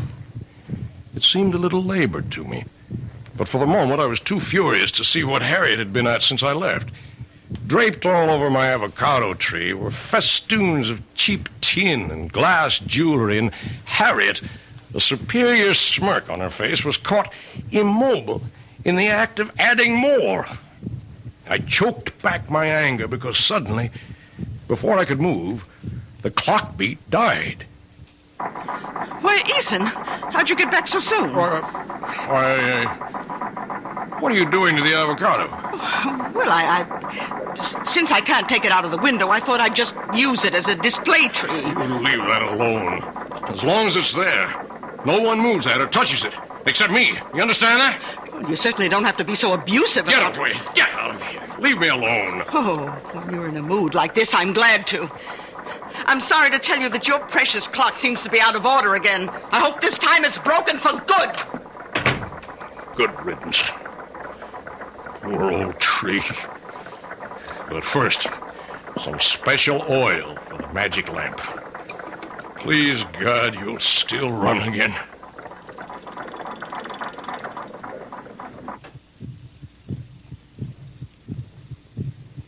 And time stood still again. The pattern for the next months of my life was set. The part of it in my waking moments was only a necessary bridge between the long hours of infinite relief and accomplishment my clock brought me each noon and midnight. My designs for my perpetual motion mechanism were completed. I had already started to build it. That was my real life. Although I found to my dismay that the clock seemed to demand more and more frequent transfusions to stay running. But these were easy to steal from Jake's office. in the hours when time stood still. Then once again, events caught up with me. Oh, Jake, just a moment. What are you doing here this time of night? Well, the evening's young. I thought a chess game might get some things off my mind. What were you frowning at in the window when I passed? My plant there. The avocado? Oh, yeah. Looks a mite peaked. I can't understand it. It's been wilting and drooping day by day. No reason. Are you any good at diagnosing vegetable life, Jake? Nope. And I'm beginning to think I'm not much better with humans. I wish I knew the secret of your spurt of youth. I think I'm getting old. You're not yourself, Jake. What's wrong? I don't know. In a way, it goes back to Henrietta's death, or seems to. What does? Well, I never said too much about the way she died at the time, Ethan. Congestive heart failure, you said? No, that's true enough. That's a condition that produces an end to living. But what caused it? Are you asking me? No, I'm asking myself. And I have no answer. Oh, tests were run and the pathological evidence was clear enough. But in spite of massive transfusions, we couldn't stop Henrietta's blood from simply disintegrating. Quite literally turn into water. And that's unusual. Abnormal. Never seen a case like it before. In the last 3 months, I've lost 3 of my patients to the same sort of, what shall I say, same sort of malady. I might have seen it developing, except for a strange thing. What? Well, all of them had been to my office and had routine blood samples drawn for physical checkups. And the samples didn't warn you? There weren't any samples to examine. Unaccountably, they disappeared from my office. And one other strange coincidence. The night your wife died, a blood sample for a patient in the hospital disappeared. And that patient died later? Yep, about 4 weeks later. But I don't know why I'm worrying you with all this. It's none of your business. But it is. Huh? Oh, you mean as far as Henrietta is concerned? No, I mean much more than that. Ethan, what is it? I didn't mean to upset you like this. I'm not upset. I just want you to understand. Understand what? That I'm sorry. Oh, I'm so sorry. Well, you're a good friend, Ethan. And I guess I don't feel like any chess tonight. I'll run along. Jake. Yeah? I never asked before, but do you remember exactly what time Henny died? Oh, about 25 to 12, I think.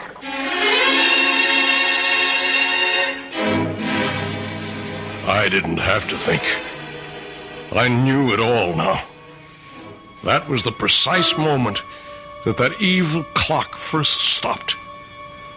So it was a monster, insatiable, that once having tasted blood, continued to suck on its victim till it had drained all life away. And I was no better, no less evil. I had been feeding this mechanical vampire at the cost of other human lives. In a daze, unable to explain to him, I saw my old friend Jake out and turned to face what I had to face.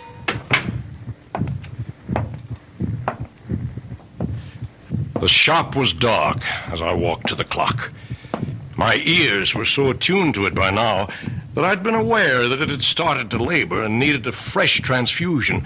I was more than a little mad by now, as in the dark I said to it, "Die! Damn you, you devil! Die!"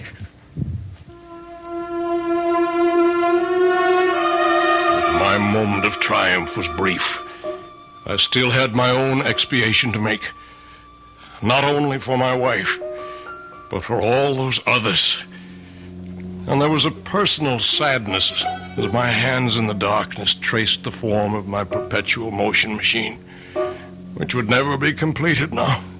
A man without love, wife, or children would like to leave a small footprint on the sands, his gauge to immortality. All I would leave now was a sick avocado tree I had nourished for 20 years for nothing. And then suddenly, I heard stealthy footsteps and pulled back into the shadows.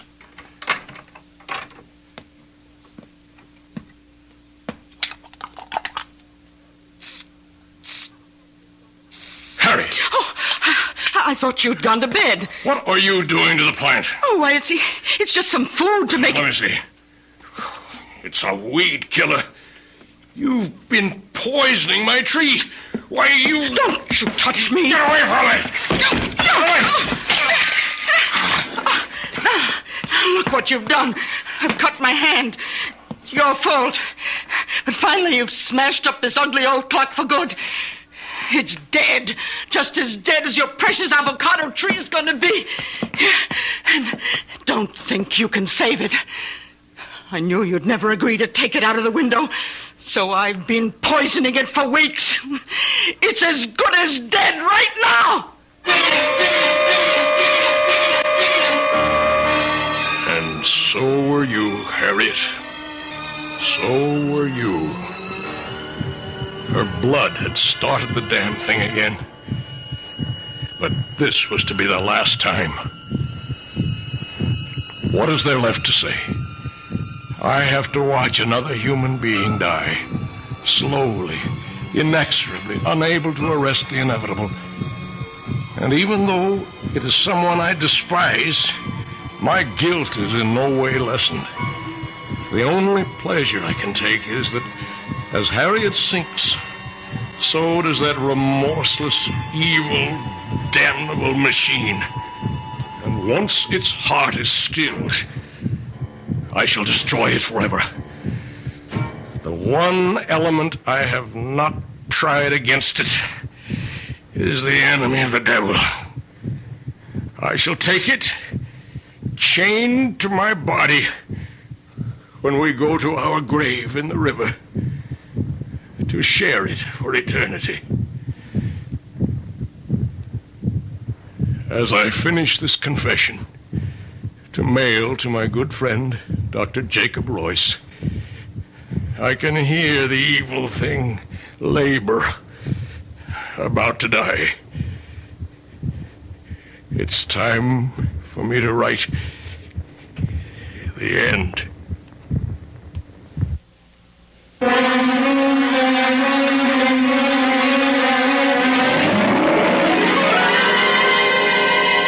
So be warned. If you should by any chance come across a clock in a curio shop shaped like an hourglass with a dial that bears the number 13 instead of 12, shun it like the plague. I'll be back shortly.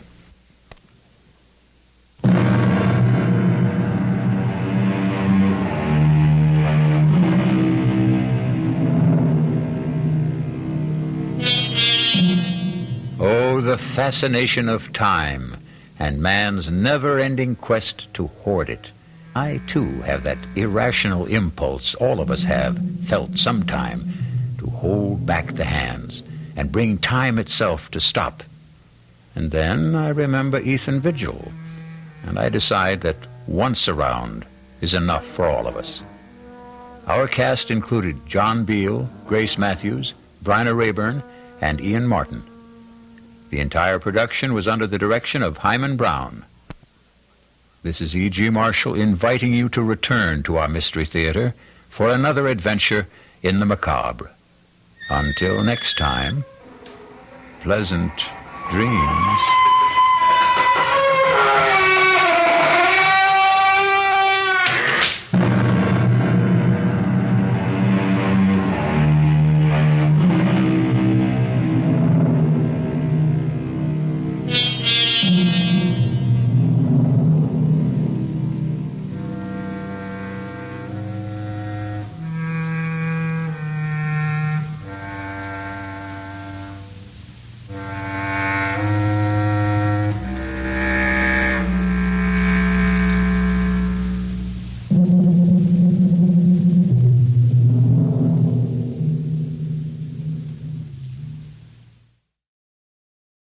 And now, Mystery Theater, brought to you in part by True Value Hardware, your store of first choice.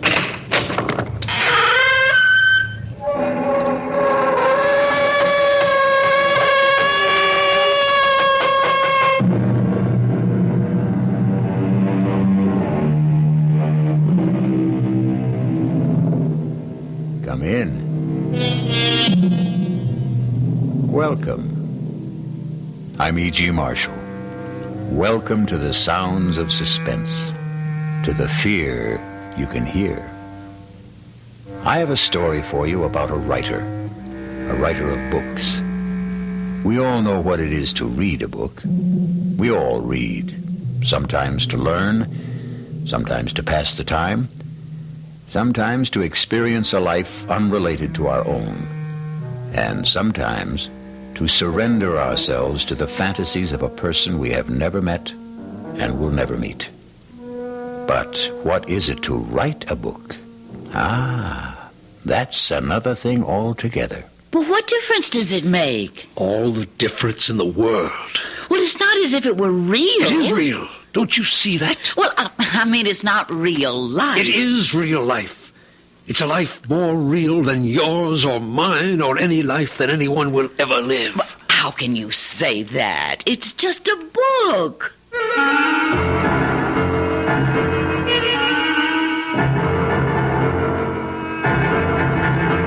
Our mystery drama, 3 Women, was written especially for the Mystery Theater by Elspeth Eric and stars Ruth Ford. I'll be back shortly with Act 1.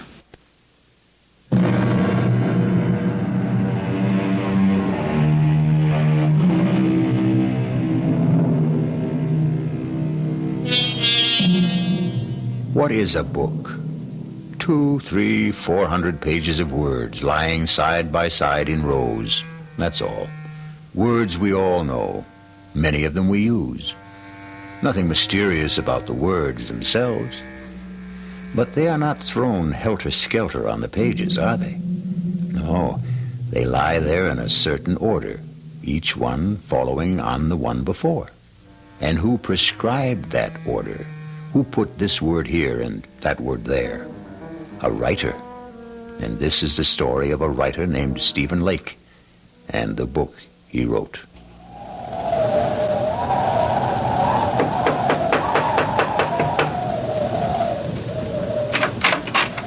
Yes? Does Mr. Lake live here? Yes? Is he home? Yeah, he's home. Could I see him? Well, he's working. Could you tell him, please, it's Mr. Higgins to see him? Higgins? I'm a publisher. Look, could I step inside? It's terribly cold out here. Yeah, I guess so. He really is working, isn't he? I mean, I hear him, his typewriter. You're a publisher, you say? Yes, that's right. If you just tell him... You can go on up. Up? Yeah, up that ladder. That's where he works up there. Oh, thank you. You get to the top, just bang on the trap door. Well, yes, thank you. Bang hard so he'll hear you. Yes, all right. He heard you. Mr. Lake, I'm Albert Higgins. Albert Higgins. Not from... Yes, from Higgins and Hart. All right to come up the rest of the way? All right. Well, I should say. Can you make it? Can I help you? I think I can. Yes. Here we are. I can't believe it. Mr. Albert Higgins. Very same. This where you work? Yes, it's the only place I can get away. I live with my wife and my mother-in-law. That was my mother-in-law who let you in. Well, it's nice and secluded up here, anyway. May I take your coat, Mr. Higgins? Oh, thank you. No, actually, I think I'll keep it on. You're cold. Well, it's awfully cold outside. Well, I think it's even colder in here. I get where I don't notice it. You have a stove, I see. Yes, but sometimes I forget to put wood in. Just a second, I'll get it going again. That's a real old Franklin stove, isn't it? Genuine article. I haven't seen a Franklin stove in years. Well, they're great, if you remember to keep them lighted. Please sit down, Mr. Higgins. All right. Well, now, I'd better explain what I'm doing here. I'd sure like to know. My secretary handed me your manuscript just as I was leaving the office for the weekend. We have a little ski lodge up here, my wife and I, right up the road from you, as a matter of fact. Yes, I think maybe I've seen it. Right off Route 7, about a mile north. Yes, that's it. Well, I was coming up by myself, and on the train I read your book. When I got to the lodge, I read it again. I like it a lot, except for one thing. What's that? You've made one grievous error, Mr. Lake. Or may I call you Stephen? Call me anything. What's the mistake? You've killed off the most attractive character in the book. You mean Clarissa? You can't do that, my boy. Why, 9/10 of the book's appeal is the charm of that girl. She's another Scarlett O'Hara. You can't spend 200 pages making us fall in love with this marvelous creature and then, poof, just like that, have her die on us, go out of our lives. Well, you just can't do that. But I have to. Well, you don't have to at all, Stephen. You've written a marvelous book. I want to publish it. All I want from you is 10 new pages, the last 10. Write me 10 new pages at the end and let Clarissa live. I can't. I can't. Now, Stephen, that isn't asking much. It's everything. I can't do it. She has to die. She has to. Why does she have to die? Because if she doesn't die, I don't know what'll happen to me.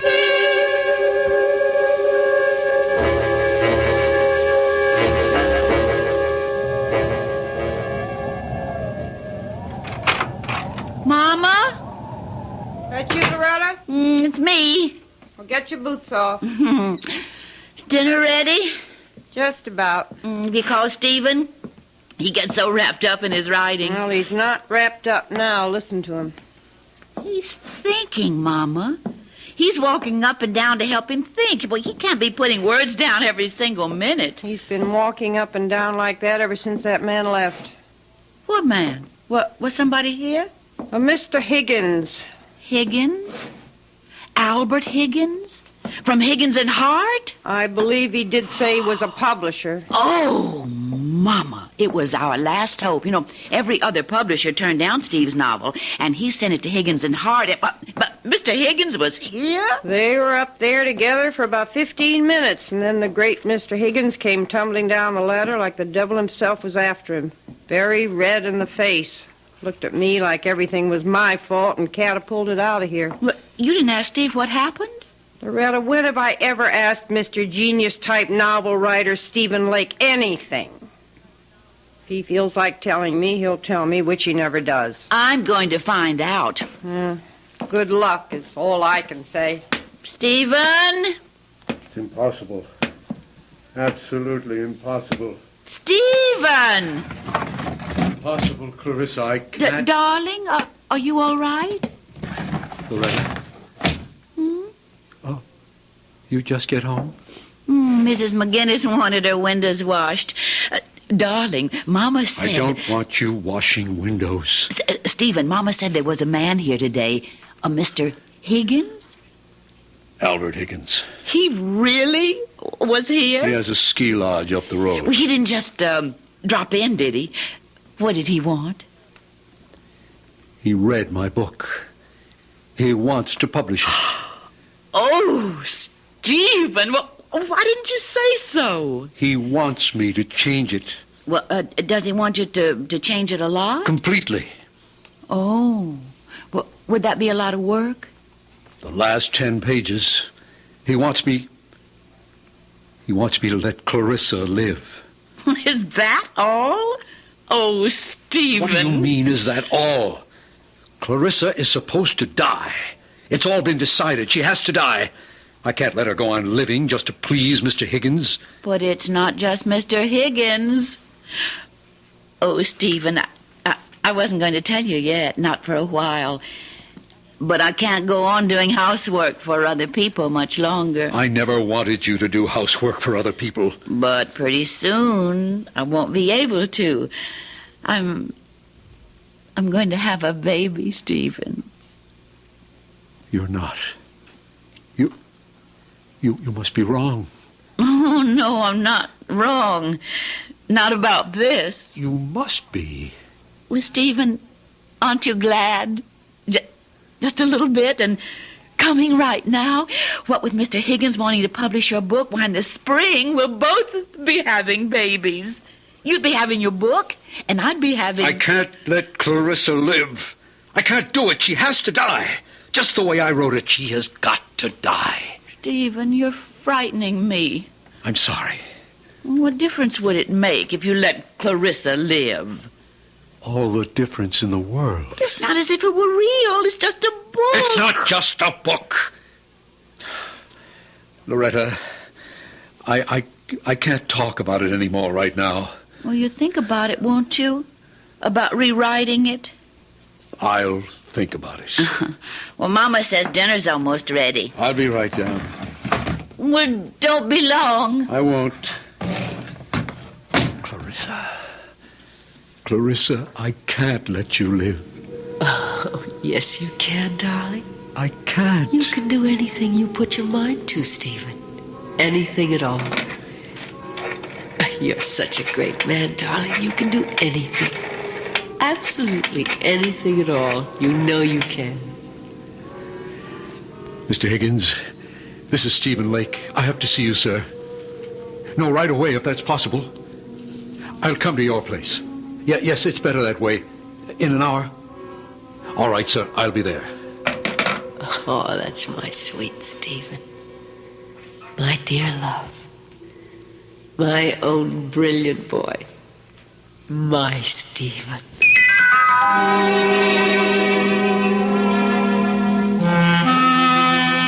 I'm glad you called me, Stephen. I must say I was a trifle perturbed at your outburst this afternoon. It seemed such a little thing I was asking, to kill off a character like Clarissa in the last 10 pages when you've spent the entire book constructing her magnetic personality. It's not right. I have to do it, sir. But it's cheating, leading your readers up the garden path. I'll tell you something which perhaps I shouldn't, but anyway, I discussed with my wife the possibility of a sequel to this book, using the same central character. Clarissa? It's a shame to waste a character like that on one book. There should be another, and perhaps another. How can we do that if you kill her off at the end of your first book? Mr. Higgins, I've been writing for 7 years steadily. I've never sold anything. 6 years ago, I got married. My wife, Loretta, has been working as a domestic all these years, and her mother goes out every day to do other people's laundry. I haven't brought in 1 red cent in all that time. But now you will. Lots of red cent. The house we're living in, that's an abandoned 1-room schoolhouse. We bought it a year ago with every cent we had in the savings bank. $400. At a county auction. The room where I work used to be the place where they stored supplies. We got the Franklin stove from a junkyard. If you want the truth, we stole it. Young writers never have it easy, Stephen. My wife has never complained, never once. She's scrubbed other women's floors. She's washed their dishes and dusted their furniture and scoured their bathtubs and polished their silver. Well, in view of all this, I should think you'd jump at the chance to have your novel published. I do jump at it. I am jumping at it. Only I can't let Clarissa live. She's got to die 10 pages from the end of the book. But that's unreasonable. Don't you think I wanted her to live? Don't you think I kept her alive as long as I could? You think I wanted to kill her? I had to. I can't for the life of me see why. Because I'd fallen in love with her. Oh, come now, Stephen. Deeply, hopelessly, irrevocably in love. Now, my boy, I've been a publisher a long time. I've talked to dozens of authors. They all fall in love with characters they've created. It happens all the time. Clarissa isn't just a character. Well, of course she is. She didn't exist before you created her, did she? She exists now. Good heavens, man, she came out of your mind. She has no life except the one you gave her. Maybe she did come out of my mind, but now she's got a life of her own. Well, in a manner of speaking, of course she has. And I want to prolong that life, Stephen. I predict great success for Clarissa. And for you. You and Clarissa are one, you might say. No, we are not one. We must never be one. I want her dead and out of my life. On my word, I can't follow you. Mr. Higgins, if Clarissa is allowed to live, I shall desert my wife. Desert your wife? My wife is going to have a baby. Well, then why on earth would you desert her? Because I love Clarissa. I love her with the kind of love I never knew existed. A love that has more power over me than I have over myself. I can't fight it. I can't escape it. It haunts my waking hours and my dreams as well. Those last 10 pages of the book weren't easy to write, Mr. Higgins. But I had to write them. I had to free myself somehow from a love that was destroying my soul, my life.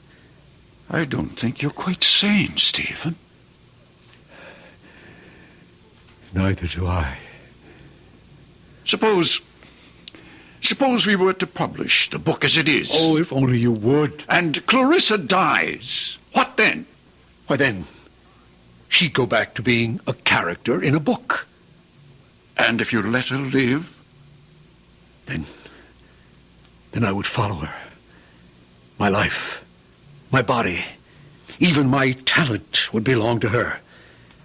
I myself would belong to Clarissa and to her alone.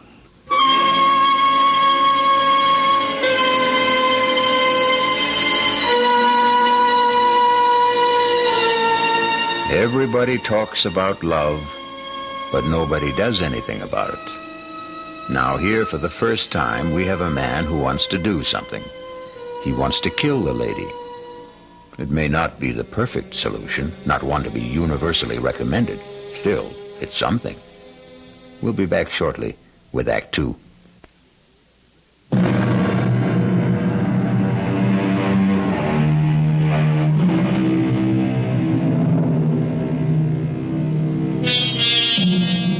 It was an American writer who said it, and not so long ago.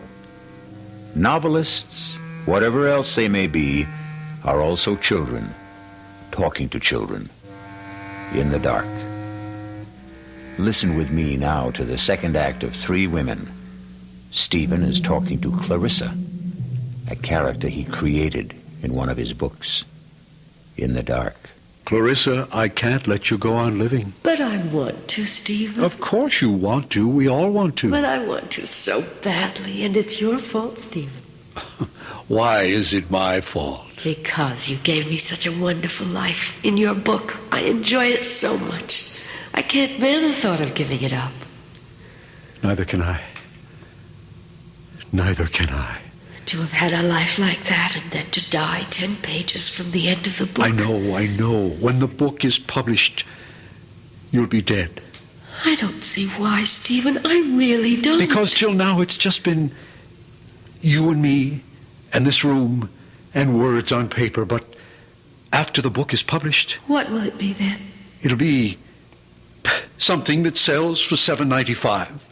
$1.50 in the paperback edition. My goodness, you're counting on a big sale, aren't you? Just hoping.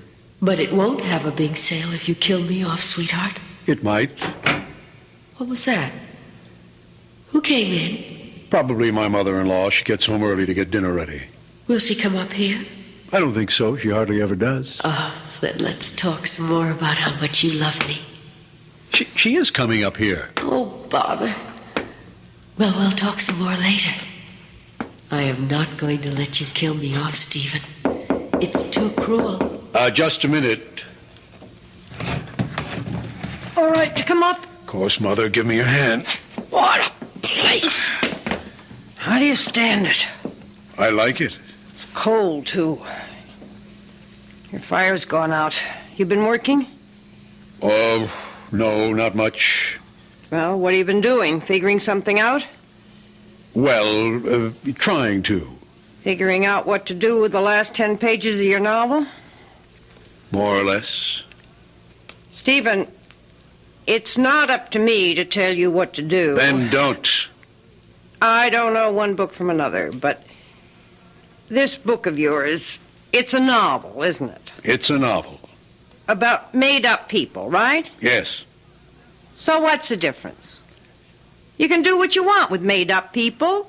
They can live as long as you're alive to write about them. True? Is that true?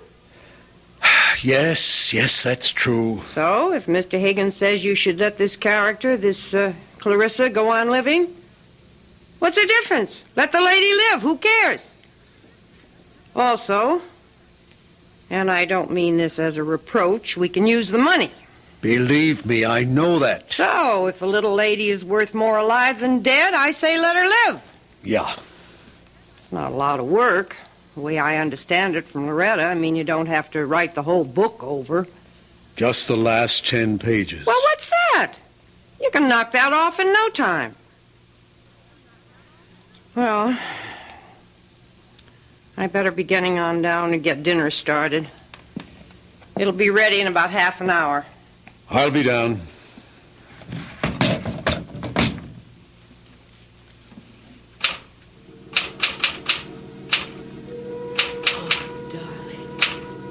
Darling, yes.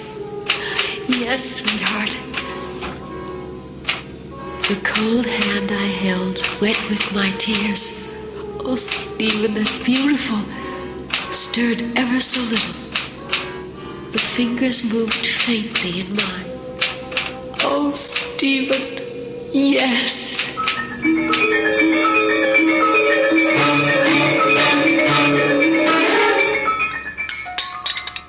That was a very good dinner, Mother. How would you know? You hardly tasted it. Well, what I did taste was awfully good. Nobody's going to eat anymore. I'll clear. Well, let me help, dear. Oh, don't be silly, Mama, and I'll finish up. You go back to work if you want to. Well, all right. I guess I will. Poor Stephen. He looks awful. He hardly eats anything anymore. I had a talk with him today about changing the book. What did you say? I said, what's the difference? Character in a book can be alive or dead. Who cares? Stephen cares. Well, why should he? Oh, Mama, he's a writer. Writers care about these things. It has something to do with artistic integrity. You think maybe somebody's putting things into Stephen's head? Artistic notions, things like that? Who would do that? Mr. Higgins wants him to change the book. I wasn't thinking of Mr. Higgins. I was thinking of some woman. What woman? I don't know what woman. I don't suppose I should say this, but lots of times I hear him talking up there. Oh, Mama. Steve talks to himself all the time when he's trying to work things out. This isn't talking to himself. This is talking to somebody. There's a big difference. And another thing, that mattress he has up there, it looks to me like there's two people been lying on it. Mama! All right. I told you I shouldn't say it. Now I'm sorry I did. He didn't seem very happy about the baby. I should have kept my mouth shut. Oh, that's all right. You finish up the dishes. I'm going up to talk to him. Don't say I said anything. Don't tell him we've been talking. I won't. Yeah, just a second. I'm not disturbing you, am I? Of course not. Well, I didn't hear the typewriters, so, Stephen, do you love me? What kind of a question is that? It's the kind of question wives are always asking, even if they never say the words. Yes, I love you. Are you glad we're going to have a child? Yes. Yes, I'm glad we're going to have a child. Well, ask a straight question, you get a straight answer. That's the way it should be. So, I'll ask you another one. Why don't you want to change the book?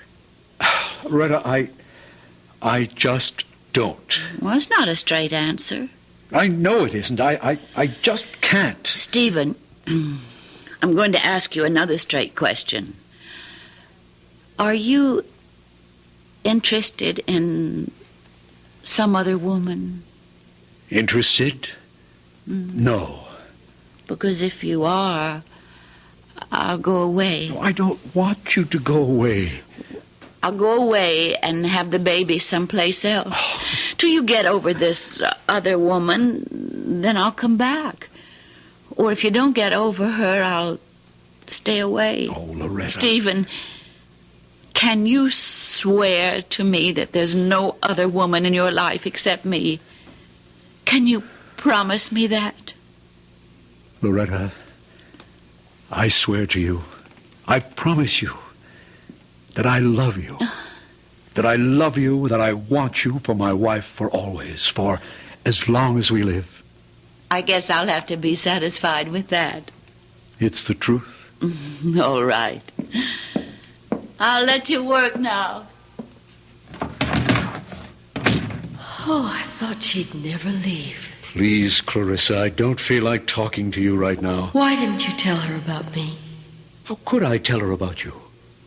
She wouldn't believe me. Nobody would. Darling, you know what I was thinking while Loretta was going on and on about herself and you and the baby she's going to have? I was thinking, why don't I have a baby? Oh, not in this book, of course, but later on in some other book. I'll have this perfectly gorgeous child who'll have my sweet disposition and your marvelous brains. How about that?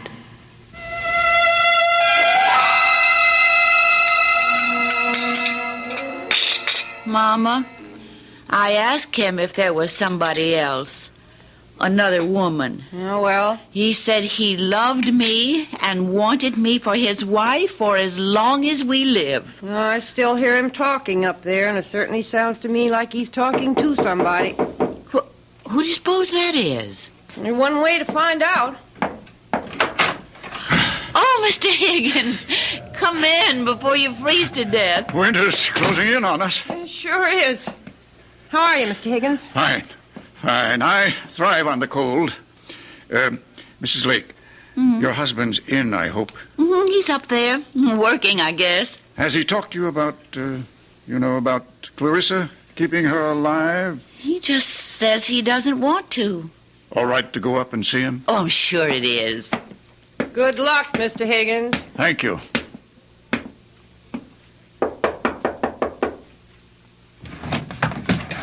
Oh, Mr. Higgins.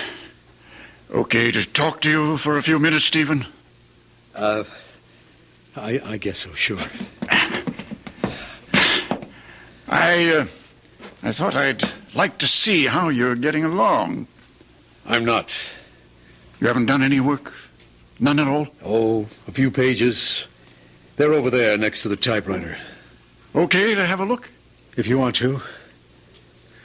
Mr. Higgins, if you're here to talk to me about letting Clarissa live... I most certainly am. But I'm not sure I can take it anymore. My mother-in-law is talking to me about it. My wife talks to me about it. Stephen, this is very good so far. And the hardest thing of all is Clarissa talks to me about it. Do you know what she wants now? She wants a baby. My baby. We could probably work in a baby later on. Mr. Higgins, if Clarissa has a baby... am I going to love it more than Loretta's baby? Stephen, these pages are very good. Now write the last couple of pages. I've got to kill her off, Mr. Higgins, and never write about her anymore. Never. Oh, now, Stephen, stop it. Calm down and try to be reasonable. I can't be reasonable. I love my wife, Mr. Higgins. I want to live with my wife and our child. I can't live with her and Clarissa, too. No, Mr. Higgins. Clarissa has to die just the way I wrote it in the first place. If she dies in this book, then I can't write about her anymore. And if I don't write about her anymore, she won't exist. Stephen, I won't publish the book if Clarissa dies. I've put it to you straight. Don't you think you owe it to your wife, to your mother-in-law, to yourself, to make this little concession? Concession? What will happen to them if you don't? What will happen to them if I do?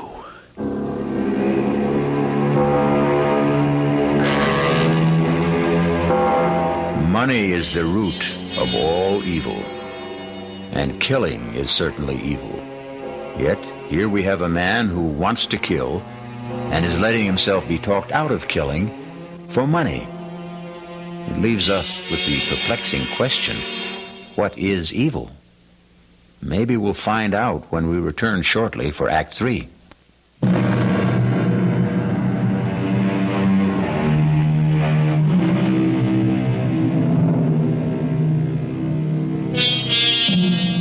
Pity the poor novelist, alone with his thoughts, his visions, his conceits, his fancies, his only solid, substantial companion, his typewriter. Stephen? What is it, Clarissa? Everybody wants me to live except you. I know. And you're the one who loves me. I know. Nobody else even knows me. Except from reading the book, and that's not really knowing. Clarissa, I wish you'd let me work. How am I doing? You're living. Oh, Just barely, but you're living. I thought I was. Because I was feeling so warm and loving about you. I know the only reason you're keeping me alive is for the money. You can't fool me, Stephen. If there was a way to kill me and still make the money, I bet you'd take it. There ought to be a way. Clarissa, you've given me an idea. Oh, it makes me very happy if I've given you something. You've given me everything. It's about time I gave something back to you. Mr. Higgins, Stephen Lake. Yes, I have an idea. I have to talk to you about it right away. Can I come to your house? Well, that's all right. I have snowshoes. I'll be there in, say, half an hour. Thanks, Mr. Higgins. What kind of an idea have you got? Never you mind. I'm coming with you. No, I don't want you tagging along. I want to tag along. Where are my snowshoes? Right there. Now, what's this big idea you have to tell Mr. Higgins? None of your business. Is it about me? As a matter of fact, it is. So then it is my business. Stephen, you're not going to kill me off, are you? I thought that was all decided. Are you?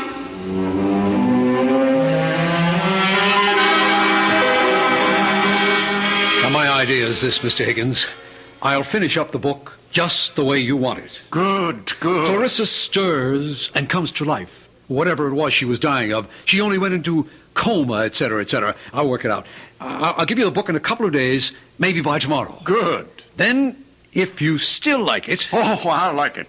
It's yours. Only, I want it in my contract that whatever money the book makes goes to my wife.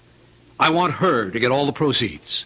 But it's your book. Well, I just happened to write it, that's all. And writing it, I nearly ruined my wife's happiness and my own. I don't want any money for that. Stephen, it seems to me that you're simply feeling guilty about your feelings for Clarissa. I am. Guilty as hell. And about the other books, the ones after this one. You're not going to tell me you don't want any of that money either. I want somebody else to write those things, not me. You're joking. Mr. Higgins, I've got to get Clarissa out of my head. And the only way to do that is to put her into somebody else's head. Let somebody else keep her alive, not me. Well, I suppose we could find a ghostwriter, but at least let me have those last 10 pages with Clarissa alive. Mr. Higgins, you'll have them. Tonight.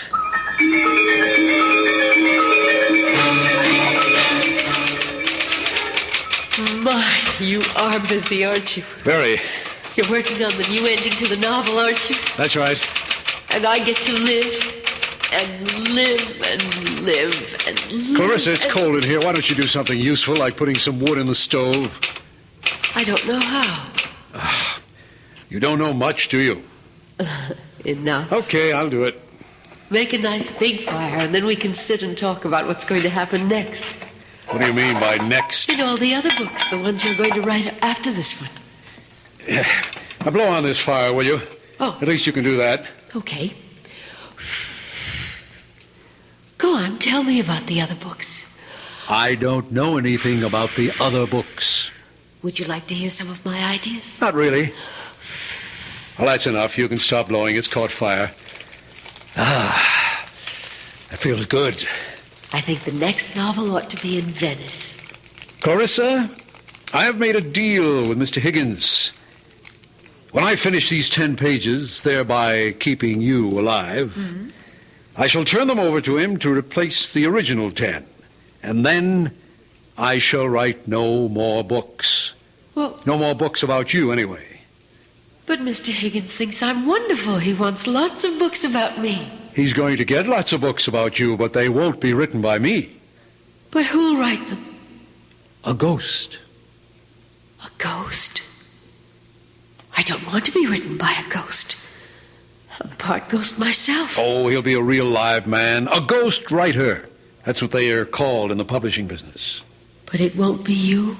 Definitely not me. But it will be a real live man. Yes. And now, if you'll excuse me, I'd like to get back to work. I wonder, will he be as handsome as you? Handsomer, probably. I wonder, will he love me the way you do? For his sake, I hope not. I wonder, will I love him? Why should you love him? Why not? You never loved me. Oh, that's the way you wrote it. I couldn't love anyone. Except yourself. But he might write me differently, mightn't he? He shouldn't. He should follow the character exactly as I've set it down in the first book. But if he falls in love with me, he might want it changed so I could fall in love with him. It would be so much more convenient for everybody. Clarissa, you wouldn't. Wouldn't what? Fall in love with the ghostwriter. Would you? How should I know? Well, you wouldn't have his child. You wouldn't do that. I think I'll put another piece of wood on the fire. Or would you rather do it? Clarissa, would you have his child? There. Oh, look. That's a nice fire. Lovely. Answer me. Would you have his child? Well, Stephen, if that's the way he writes it, I guess I'll have to. Stephen, what are you doing? Oh, no, you're not going to have his child, no. Stephen. You're going back to where you were in the original. You're going to die 10 pages from the end of the book. You're not going to burn the new pages, Stephen. You're not. Don't! Help! Help! Someone help me! I'm on fire! Help me! The quilt!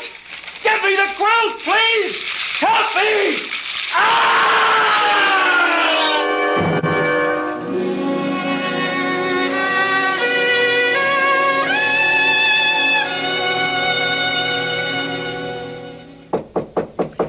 I'll get it, Mama. Mrs. Leake? Mr. Higgins. It's Mr. Higgins, Mama. Oh. I haven't seen you since the funeral, Mr. Higgins. Thank you for the beautiful flowers. May I come in for a minute? Why, of course. Come in. Would you, like a cup of tea, Mr. Higgins? I was just about to put the kettle on. Thank you, no, Mrs. Lake. I haven't wanted to intrude before this on your grief. Such a terrible accident. Mama and I can't figure out how it happened. You know, Stephen knew that Franklin stove so well. He'd used it for years. And then... It was like it sort of blew up in his face. Mrs. Lake, he was working on the new ending for the novel when it happened. At least I think he was. Well, I don't know for sure, Mr. Higgins. He promised me I'd have the new pages that same night. He acted as though he couldn't wait to get started. Oh, then I imagine that's what he was doing. Mrs. Lake, would you mind if I'm not intruding? Could I go up and take a look? You see, if I can find them, I can just substitute them for the original last 10 pages, and we can go right to work. I think we might be able to publish the book this spring. Why, that would be wonderful.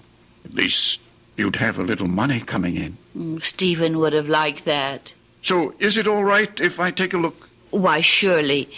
You don't mind if I don't go up there with you. I haven't wanted to somehow since the fire. No, that's quite all right. I'll go up by myself.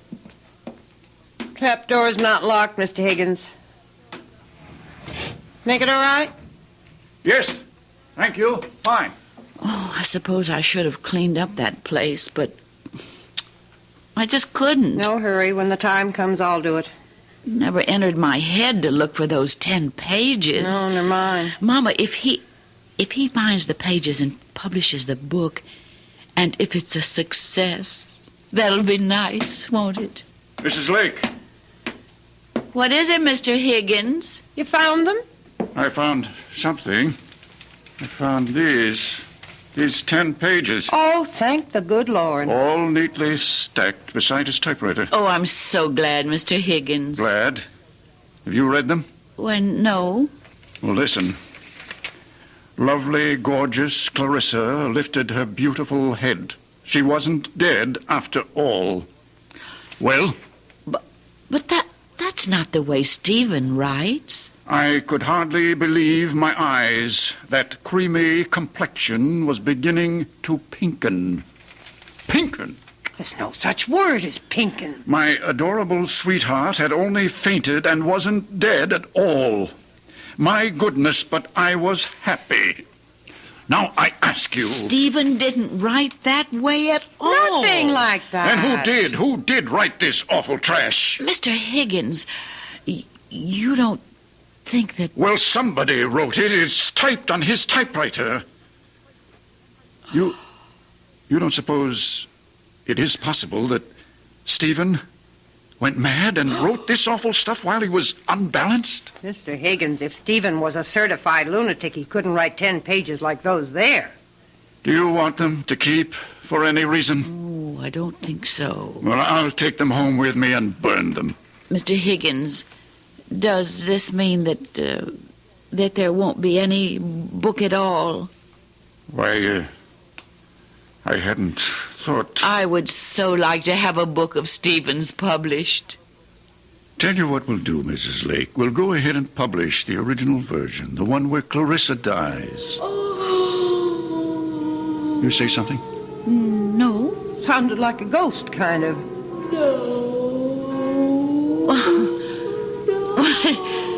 It really does sound like a ghost. Must be the wind. Huh. Well, I'll be getting along. And don't you worry, you two. There'll be a little money coming in. It's still a good novel, even with Clarissa dying. Too bad, though. I'd hoped Clarissa would have a long and happy life, but such is fate.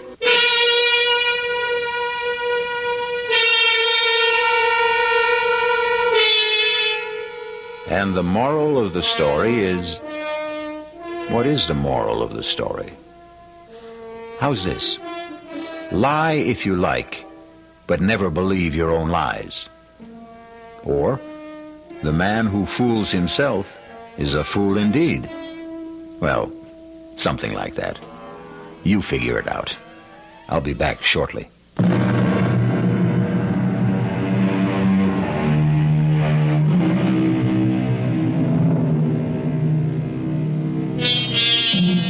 The gift of youth is ours for just a little while. Fame is capricious, and money slips through our fingers. Health is a godsend, subject to recall. Even the benison of love can elude us, or it can wither in our hearts. But the blessings of imagination, they belong to us forever and ever. Our cast included Ruth Ford, George Petrie, Elspeth Eric, Joan Loring, and Roger DeKoven. The entire production was under the direction of Hyman Brown. This is E.G. Marshall inviting you to return to our Mystery Theater for another adventure in the macabre. Until next time, pleasant dreams.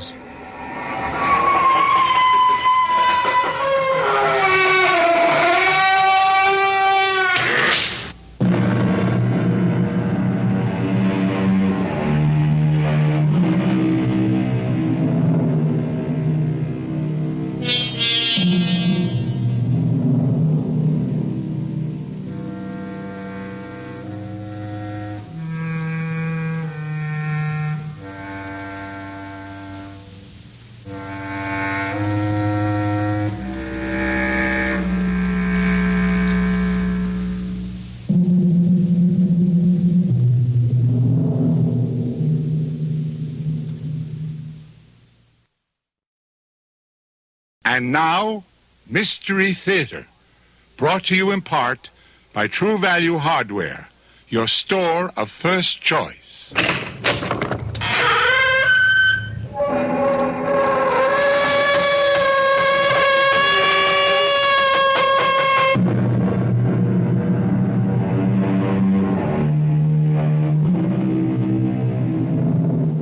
Come in. Welcome. I am E.G. Marshall, and I have a ghost story to tell you, but a most unusual ghost story, since it violates all the established rules. You know the rules for a ghost story. It must be set on some desolate, windswept moor, or perhaps in a ruined, isolated mansion, or a lonely, deserted castle. However, this spine-tingling tale actually takes place in a modern, luxury, high-rise apartment building, and in broad daylight. I don't want to die, George, please. I don't want to die. Margaret, darling, listen to me. No. Margaret, it would be better. Better for who? For you, dear, for you. I have very little left, George. Please, just let me live a little longer. Margaret, life means nothing to you now. I know, but just let me live a little bit longer. I can't, Margaret. I can't.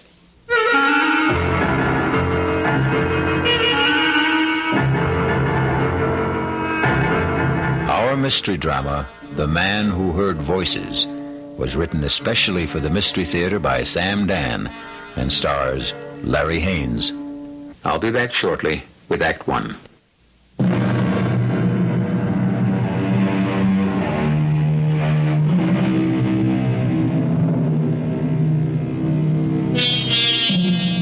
At 42, George Wesley Sanderson is handsome, intelligent, and wealthy. He is married to a most beautiful woman. He is a partner in a prestigious law firm. He has a host of friends because he is gracious, considerate, sensitive, and obliging. And so, you look at him sipping his morning coffee in his luxurious apartment in New York City, and you say to yourself, here indeed is one of fortune's favorites. How wonderful life must be for George Wesley Sanderson. But we have invaded his privacy. We have caught him alone and off guard. And so we see a look of terror in his eyes. And no wonder, because George Wesley Sanderson hears a voice. A woman's voice. It's time for my pills, George. The voice is clear and distinct. May I have my pills, George? But George is alone in the room. My pills! George? Not only is George Wesley Sanderson alone in the room, but the voice belongs to a woman 10 years dead. Margaret. Margaret. George, you must give me my pills. Oh, no. George!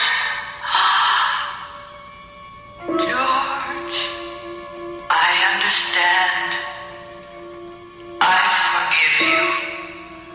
George, I forgive you.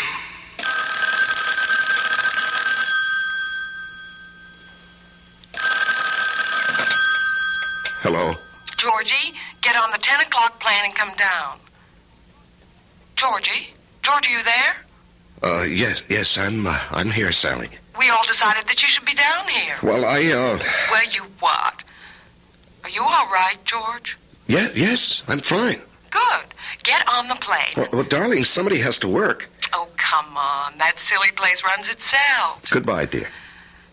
Georgie, are you sure you're all right? Yes, I'm fine. And, really, I have to get to the office. I notice you'd rather get to the office than fly to me. Darling, it's not what I'd rather do. It's what I have to do. My next husband will be a man with absolutely no ethics at all. Goodbye. My name, as you know, is George Wesley Sanderson. And I must talk to somebody, unburden myself, but there is nobody. Oh, my wife loves me. My father-in-law is most understanding. I have good friends. I could confess to a priest, visit a psychiatrist. But you see, each in his own way would fail me because no one would accept the basic point of my problem. No one would ever believe that I'm a man who hears voices. There are times when I can hear what people think, what they're going to think. And there are times when I can hear people who are miles away or even dead. It started, 15 years ago. I was married to my first wife then. Her name was Margaret. She was 23 years old, vivacious, active, loved sports. She could even beat me in tennis, but she did it with such charm, I didn't mind it a bit. That's out. Oh, that looked into me. Okay. If you want the point, you can have the point. You should have a handicap anyhow. Okay. Just look out for this ace. An ace. How'd you like that, huh? I say, how'd you like that? Margaret? Margaret, is something wrong? No. I'm fine. Well, you had a funny look on your face. Did I? It's just... Just what? Nothing. I just had a funny little twinge in my back. But it's gone now. Your serve. Then and there, I heard a voice. It was the voice of our doctor. You both should know the truth. We don't know what's wrong with Margaret. She won't be able to walk. She'll have to stay in bed. For a while, anyway. These pills will keep her alive. Exactly 1 year later, the doctor spoke those very words to us in the hospital.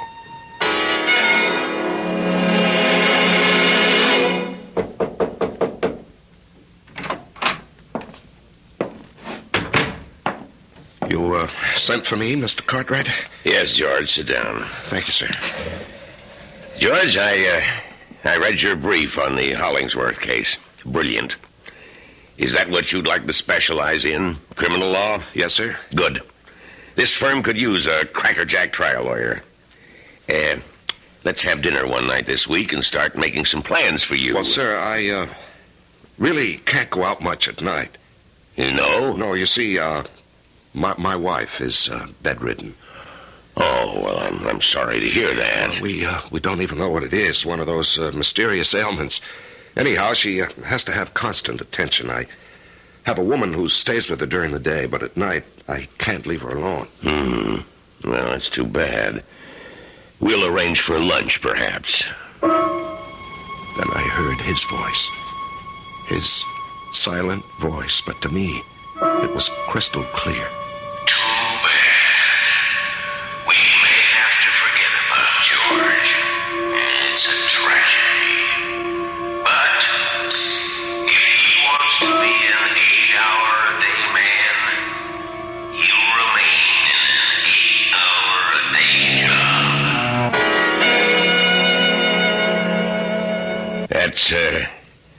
That's all for now, George. I just wanted to let you know how pleased I am with your work. And the other partners are, too. Well, thank you, sir. Hi, Dad. Your secretary said you were busy, but I'll only be a minute. Well, hello. Who is this? This is one of our new young attorneys, George Wesley Sanderson, and my daughter, Sally. How do you do? George Wesley Sanderson. Even sounds like a great lawyer. Now, dear, save that ravishing smile for where it'll do you some good. George Sanderson is a married man. And once again, I heard a voice. Sally's voice. I don't care if he is married. I want him. I never believed it, but now I know it's absolutely true. There is such a thing as love at first sight. I love him.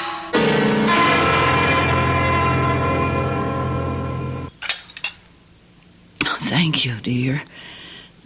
But I don't want any more. It's time for my pill.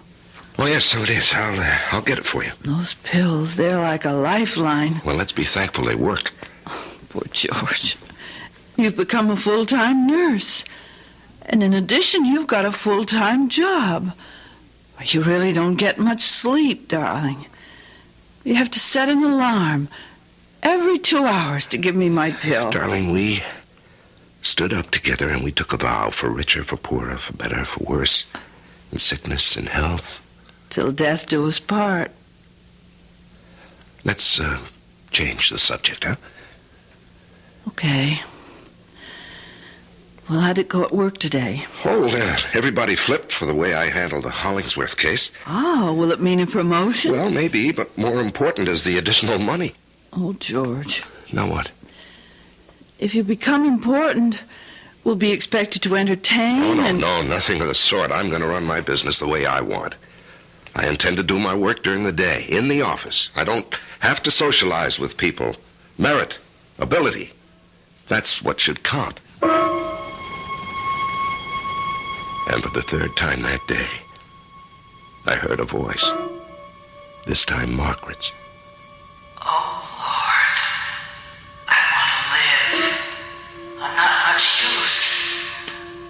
I can't do a thing. I'm a drag on the man I love. I'm good for absolutely nothing. But I want to live.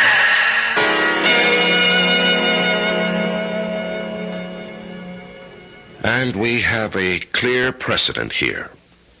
When Theodore Roosevelt was police commissioner of the city of New York, the question of injury incurred while making a citizen's arrest... Do you always talk to yourself? Oh, I happen to be dictating into this recorder. How did you get in here? Being the boss's daughter ought to give a girl certain privileges. I came by hoping you might have pity on me. Pity? I'm famished. You might take me to lunch. Well, Well, what? It wouldn't hurt you with the chief. Might even pave the way to a promotion. Well, on the other hand, it might backfire. How? Well, how does your father regard married male employees who take his daughter to lunch? I don't know. It's never happened before. As you legal types might say, there are no precedents. Come on. Take a chance. Live dangerously. I'll get my hat.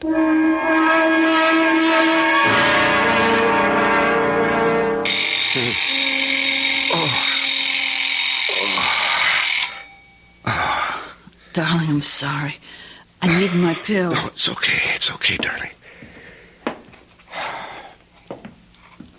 Here you are, dear. Thank you. There. Now, just let me set the alarm again. You must be exhausted. No, not really. Are you feeling any better? Yes, a little.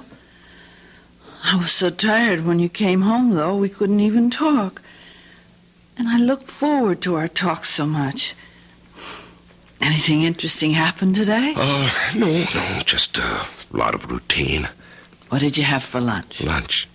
Let's see, I just had a sandwich at the desk. Oh, George, you should go out. No, dear. No, I shouldn't.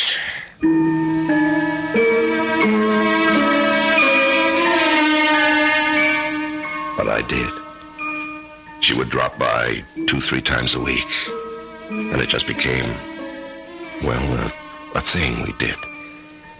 We were friends, that's all. I knew she was in love with me, but I was discovering something else. Something very unsettling, very disturbing. I was falling in love with her, too. I tried to fight it. right here. Okay. There. Well, now that we've scared away every fish between here and Europe... I wouldn't know what to do with a fish if I caught one. Well, let's just drift for a bit, huh? You didn't have to say that. Say what? Drift.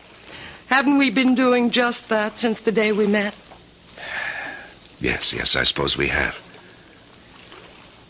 What are we going to do, George? I don't know. I'm willing to settle. Settle? For half a loaf. Oh, no, that wouldn't work. After a while, you'd get to hate me. No, George, I wouldn't. Well, I'd hate myself. Do you still love her?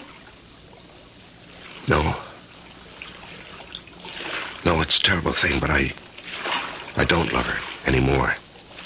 You know, that happens to people. Just as they can fall in love, they can also fall out of love. It's just that the timing and the circumstances are bad for Margaret and for me. But if you no longer love her... Well, how could I ever divorce her? Hey, where are we going? I don't know. But the one thing I can't do is just to stand still.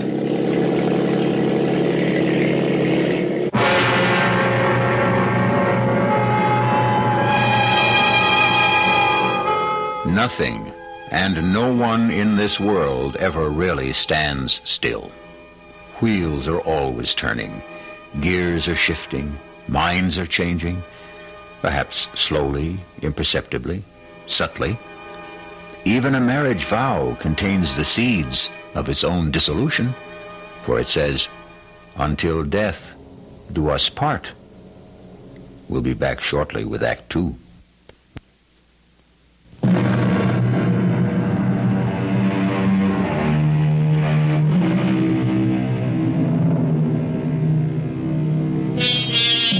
George Wesley Sanderson is in a motorboat just off Long Island on a beautiful day with a beautiful woman who loves him. And to make it perfect, he also loves her. However, there's a complication. George Wesley Sanderson is married, and he takes his vow seriously. We'll do something, Sally. You'll have to do something, George. People don't stand still. Yes, I know. You can't freeze a relationship. It grows better every day or it becomes worse. You fall in love because another person has something you need, and sometimes it's the terrible truth. When that person loses what attracted you in the first place, love also goes with it. I know. So many people can't face up to it. They're unable to end a thing that really no longer exists. I love you, Sally. I love you, George, but I'm human. If I can't have you, sooner or later I'll face it, and then I'll make other arrangements for my life. Sally, wait for me. Oh, I'll wait, George. But I can't promise to wait forever. Just then I heard another voice. It was a voice I'd never heard before, but there was no mistaking who it could be and what the meaning was. And do you, George, take Sally for your lawful wedded wife, to have and to hold? Oh, Sally, darling, don't ask me how or when or why. But... George, look out, you'll upset the boat. Who cares, Sally? It's going to happen. What's going to happen? You and me, we're going to happen. We're going to be married. But... No buts. Just believe me. I believe you, George. I believe you.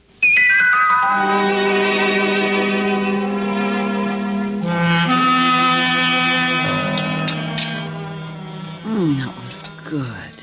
I was so hungry. Oh, Margaret, that's a good sign. Oh, I don't know. Sometimes I just wish... What? What do you wish? Oh, nothing. I don't want to talk about it. Well, now, you must have had an interesting morning. Oh, just so-so. Well, what was it? What did you have to do at the office? You never did tell me. No, I didn't. Well, we had to take a deposition. Oh? And we just spent the morning listening to witnesses. And, Margaret?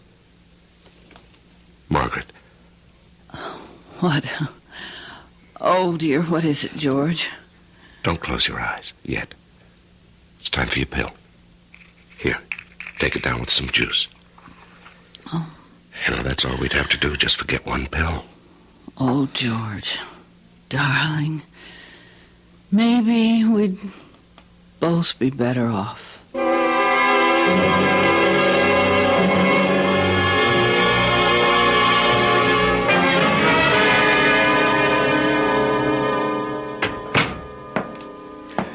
Good morning, George. Morning, sir. Sit down. Thank you. Now, George, I want you to go to Washington. I know you have personal problems. Yes, sir. I want you to argue the Stillwell case before the Court of Appeals. Well, sir... You can win this case for us. You're a natural. Lawyers like you come along once in a generation. Yes, but Mr. Cartwright... The trial date is in 6 weeks. Now, I'm sure you can find a way to resolve your problem. You can buy nursing care while you're gone. Sir, it's more than that. I'm sure it is. Now, I don't want to intrude in your personal affairs. Although I understand I'm indirectly affected. My daughter, evidently, is quite taken with you. Well, that's between the two of you. I assure you. Of what? The two of you are in love. It's a very difficult situation. But it's your situation. For my part, I need you for the Stillwell trial in Washington. Now, don't give me your answer right now. And then I heard a voice. And this voice I knew very well because it was my own voice.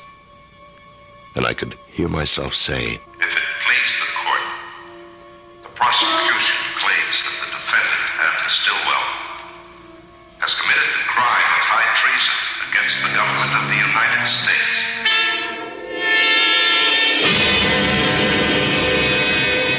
George? George! Oh, what? Well, that's what I want to ask you. What happened? You turned pale. Is everything all right? Oh, yes, sir. Yes, sir, everything's fine. Just fine. I believe that I will be able to plead the Stillwell case after all.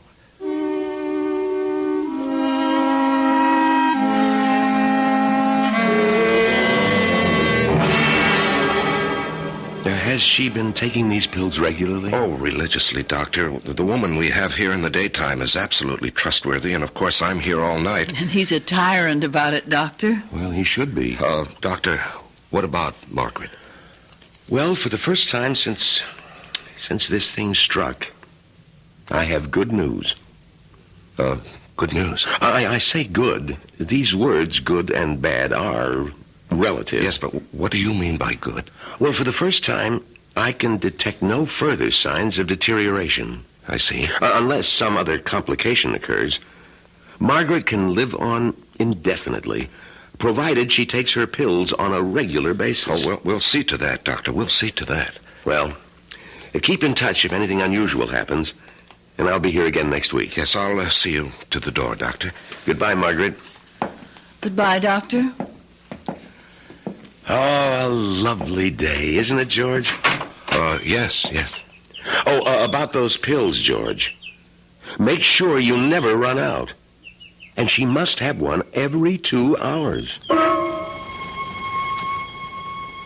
That's what his speaking voice was saying to me. The little amenities, the weather, don't forget her pills, and so on. But there was another voice. His inner voice. And I could hear it so clearly, so plainly.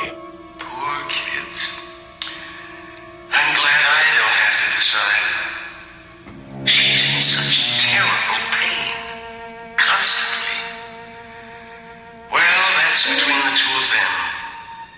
Or maybe it's up to him.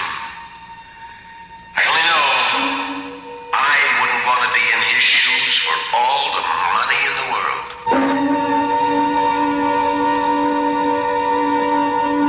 Goodbye, George. Goodbye, Doctor, and thank you for everything.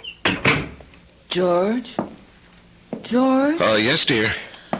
I'd like a pillow. Yes, dear, I'm coming. Here we are. Now, Does that feel more comfortable? Mm-hmm. I think so. Margaret, look at me. I'm looking at you, darling.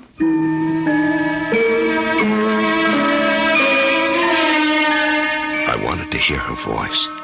Not her speaking voice, but her thinking voice, her feeling voice, the way I'd heard it once before. But this ability, this gift, this talent, call it what you will, doesn't work at my command. It comes and goes of its own accord. I wanted to know how she felt, what she really wished for. But try as I might, I simply couldn't hear her inner voice. And I knew that the decision, one way or another, would have to be mine. All mine, mine alone. I'm looking at you, darling. Margaret, are you in pain? Oh, doesn't matter, really. The pill takes care of it. Oh, it's such a miraculous pill. It takes care of everything. Oh, I think I'd better sleep for a while, George. I just want to sleep. Margaret, what do you mean? Please tell me, what do you mean by sleep? Margaret? Oh, I'll get that. Hello? George? Oh, yes, Mr. Cartwright. Can you arrange to fly to Washington a week from Friday? A week from Friday? Yes, for a pre-trial on the Stillwell case. Well, sir, I hadn't expected you told me just yesterday in the office that you'd handle it. Well, yes, sir, but that was because I thought I had 6 more weeks. Well, you do. This'll just involve you down there for a day or two this time. I understand. I'll have Miss Gordon book your flight. Well, a week from Friday, that's about 10 days, isn't it? Yeah, well, we'll have all the papers for you at the office tomorrow. And I'm taking you off everything else. Just remember, we want this case. Yes, sir. Goodbye, George. Goodbye, sir. George? Oh, darling, I thought you were asleep. The ringing of the phone woke me. I thought it was the alarm for my pill. Oh, no, we still have another hour for that. Now, what's supposed to happen a week from Friday? Just a lunch date with Mr. Cartwright and a client. He must like you a lot, doesn't he? Well, I'm not really a bad lawyer. Oh, George. I wish I could be of help to you. I wish there was something I could do.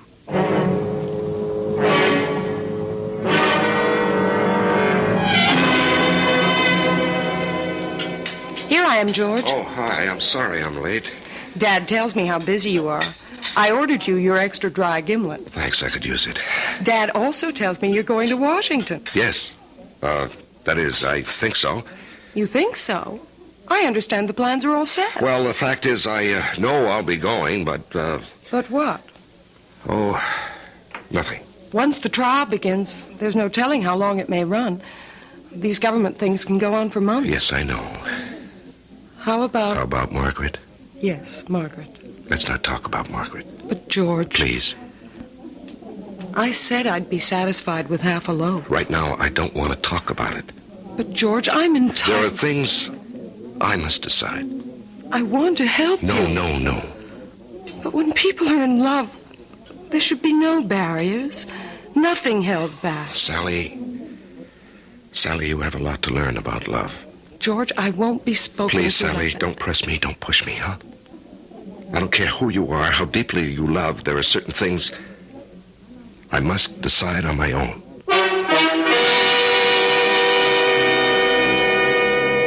George Wesley Sanderson is faced with a decision. And it's a decision a man doesn't make lightly, nor does he make it every day. Because what George must decide is whether or not to kill his wife. We shall return shortly with Act 3.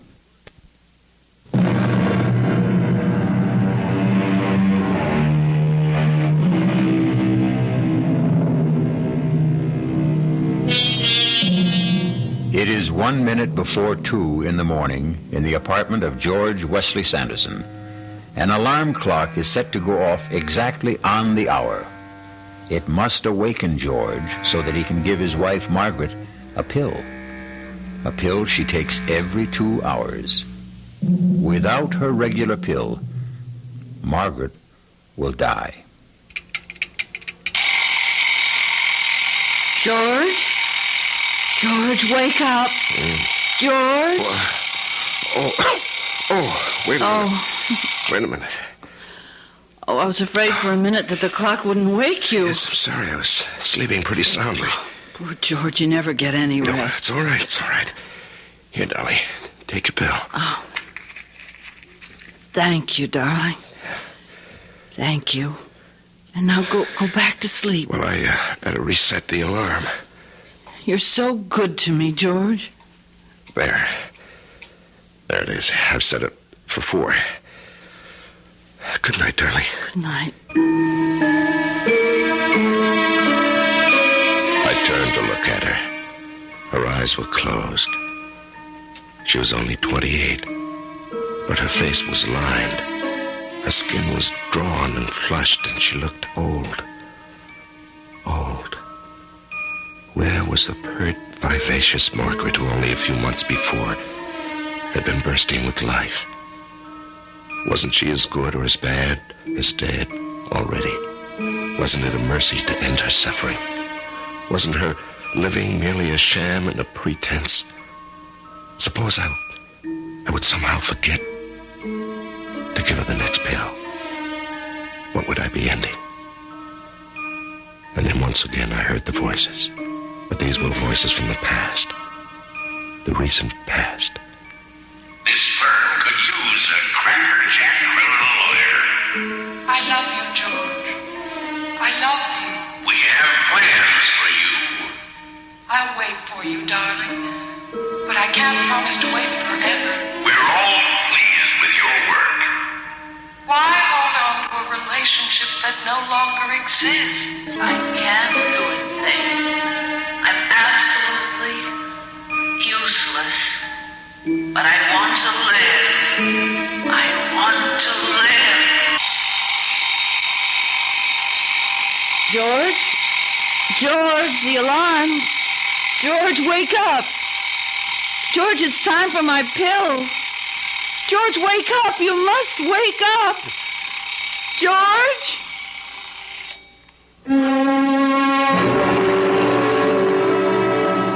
I heard the alarm, Margaret. I heard it. George, you must wake up. Believe me, Margaret, I'm doing it for you. George. George, I must have my pills.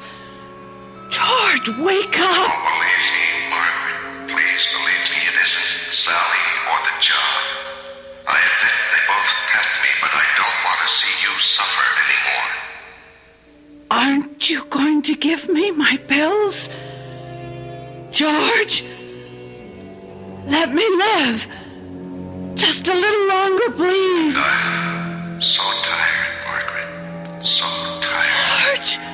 George, please. So mixed up. George, don't pretend to be asleep. I'm doing it for you, Margaret. Maybe for me, too, but mostly for you. Oh, George. Darling. I forgive you. I forgive you.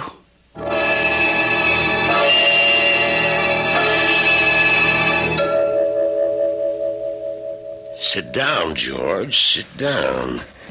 Now, you didn't have to come into the office today. Yes, I know, sir, but she's been dead a week, and, well, things go on. I'm due to leave for Washington tomorrow. Yes, we wondered whether, under the circumstances, to ask for a delay. Well, there's no point to that, sir. What I need now is lots of work. Well, we have lots of work around here. George, I've been trying to reach you to tell you how sorry... Sally, it's all right. Now, there is a possibility that you people have something to discuss. Excuse me for a moment.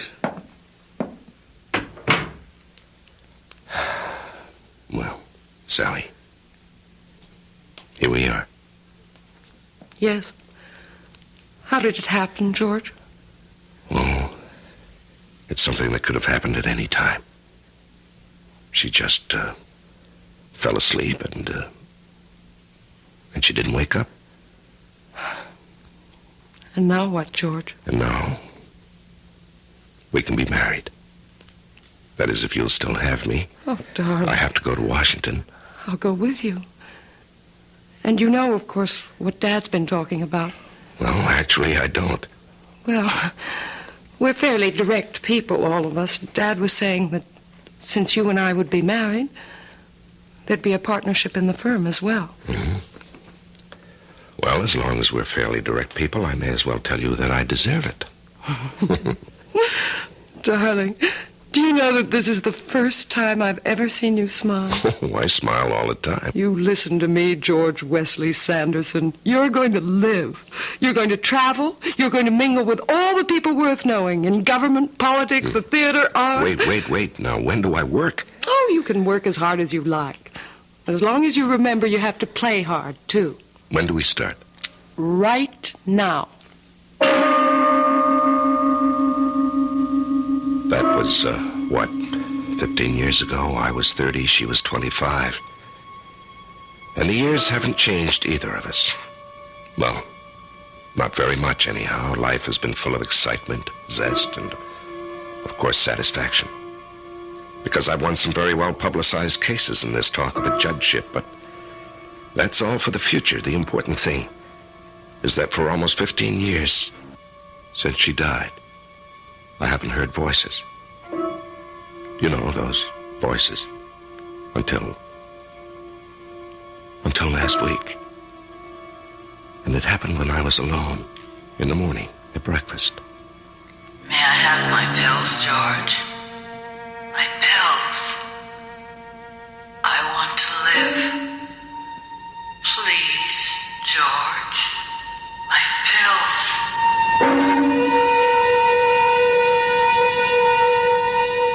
And I've kept hearing them. I don't know what to make of it, because after all, she did say she's forgiven me. Why should I hear her now? Why? I don't understand it. Why now?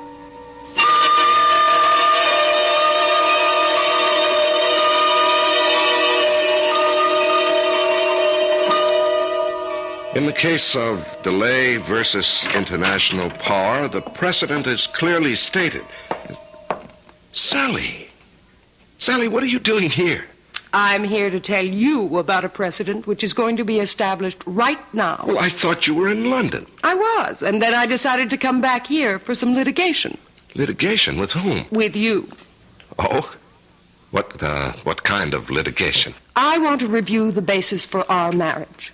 It is rooted in the factors of common interests. We're both alive. We like to do things, go places. Do you agree? Sure.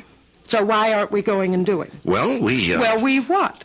Do you realize that for the past year you've been working day and night? Well, darling, it so happens we have some crucial cases. Do you want our relationship to change permanently? Do you want us to drift apart? Do you know you're a nut? Darling, a long time ago we talked about this. Nothing, no one ever stands still. People change, and if they do, so does the basis of their relationship. All right. We'll go skiing. Turn your work over to the bright young eager beavers and let's you and I start having fun again.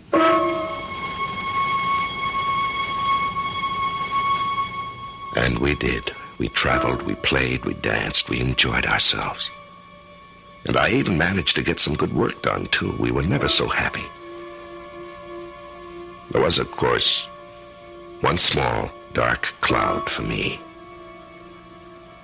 I could hear Margaret's voice. I need my pills, George. Aren't you going to give me my pills? Please? Penny for your thoughts, George. Oh, well, you couldn't buy my high-priced thoughts for a penny. You seem to be in a state of reverie. I was? As if you were listening to something. Oh, must be your imagination. Why, as if you were listening to voices. Voices? Are you sure you're all right?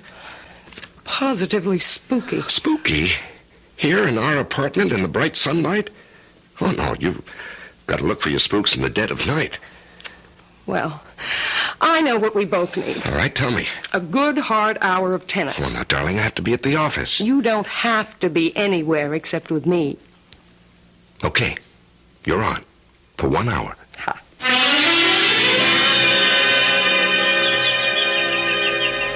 That's out. This set has one more game. Your luck won't hold forever. Oh, no, I don't need luck. I happen to be good. Oh, that was definitely out. I think I'm going to break your service. Well? George, what's the matter? It's nothing, dear. Well, I'm waiting. Serve. What is it, George? Is something wrong? No, I'm fine. You have a funny look on your face. Have I? Are you sure you're all right, dear? Yes, I'm sure. It's just... Just what? Oh, it's nothing. I just had this little twinge in my back. But it's gone now.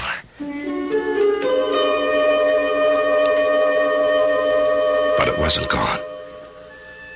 It wasn't much, but it didn't go away. And so that afternoon, instead of going to the office, I went to the doctor. I can't see anything.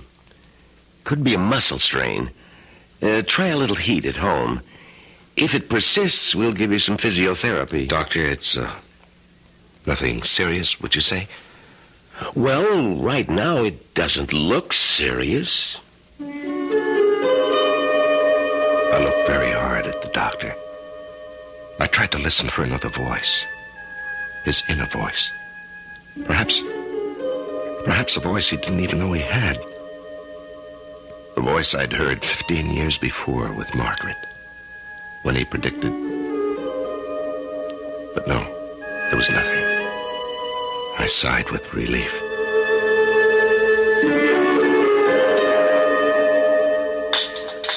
Pour me a cup of that coffee. Yeah, sure thing. How's the back this morning? I'm fine, just fine. How about some tennis? If you'd like. Sure your back's okay? I said so, honey. I found out you'd seen the doctor the other day. Oh, well, it was just a checkup. And the back? Oh, a twinge now and then. Everybody gets a twinge now and then. Dinner tonight at the Caswells. I better call her. Then we'll try a few sets. Do you love me? I think so. I think I love you, too. She left the room. I was all alone. For a week now, I've been hearing Margaret's voice. But now there wasn't a sound. I listened, but as mysteriously as it had begun, perhaps it was coming to an end. Maybe I was losing this ear I had for voices. And then I heard it. A voice. It was very indistinct at first, but I recognized it. It was my own voice. But I couldn't believe what it was saying. I didn't want to believe what it was saying. Sally. Oh, please, Sally. Sally, give me my pills. Please. Sally, I must have my pills. Sally, aren't you going to give me my pills? Sally, don't kill me. I don't want to die. Sally, my pills. George, what's wrong? Sally, it's my back. I'll call the doctor. Yes, Sally, quickly. The pain is terrible. Sally, please. You won't kill me, will you? What are you talking about? When the time comes, you won't kill me. You won't, Sally. Or will you? Will you?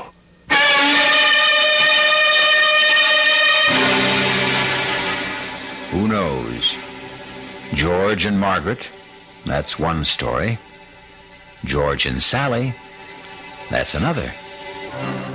Yes, we often think, many of us, how wonderful if we could only hear voices from the future, voices that could predict our fate.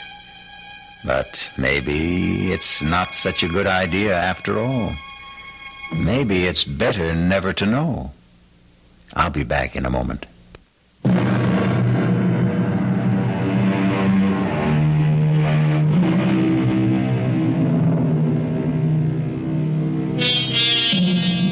Voices. What are the voices we think we hear in the night? Are they merely dreams, fantasies, or our own wishes? Or are they real? And why shouldn't they be real? After all, reality is what we think it is. Our cast included Larry Haynes, Augusta Dabney, Leon Janney, and Suzanne Grossman. The entire production was under the direction of Hyman Brown. This is E.G. Marshall inviting you to return to our Mystery Theater for another adventure in the macabre. Until next time, pleasant dreams.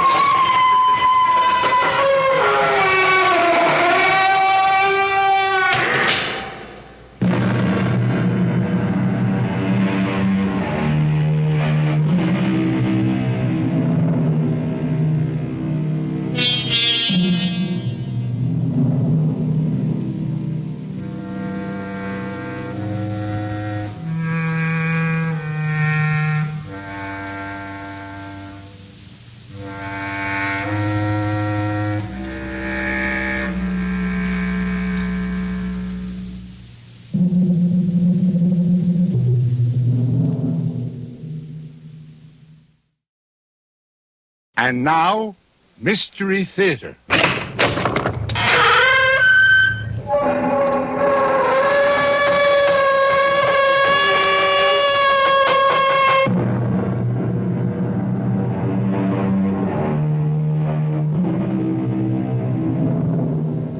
Come in.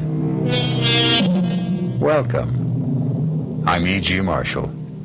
Welcome to the fear you can hear. Welcome to the sounds of suspense, to the terrifying world of your own imagination. And I hope you won't hold it against us if we scare you a little with a tale that really could happen, I suppose. But when you hear the outcome, you'll hope it never does. Consider the case of Paula Richards, age 24, who put her future in the hands of an old fortune teller and dealer in the macabre.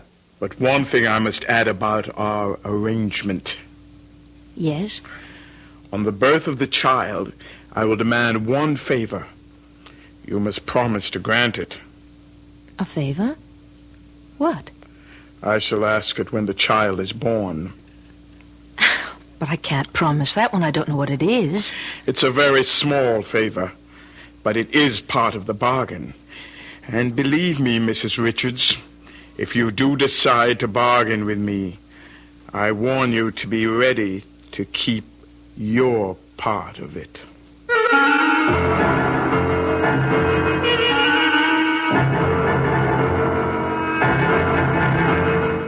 Our mystery drama, Mother Love, was written especially for the Mystery Theater by Bob Jurin and stars Joan Hackett.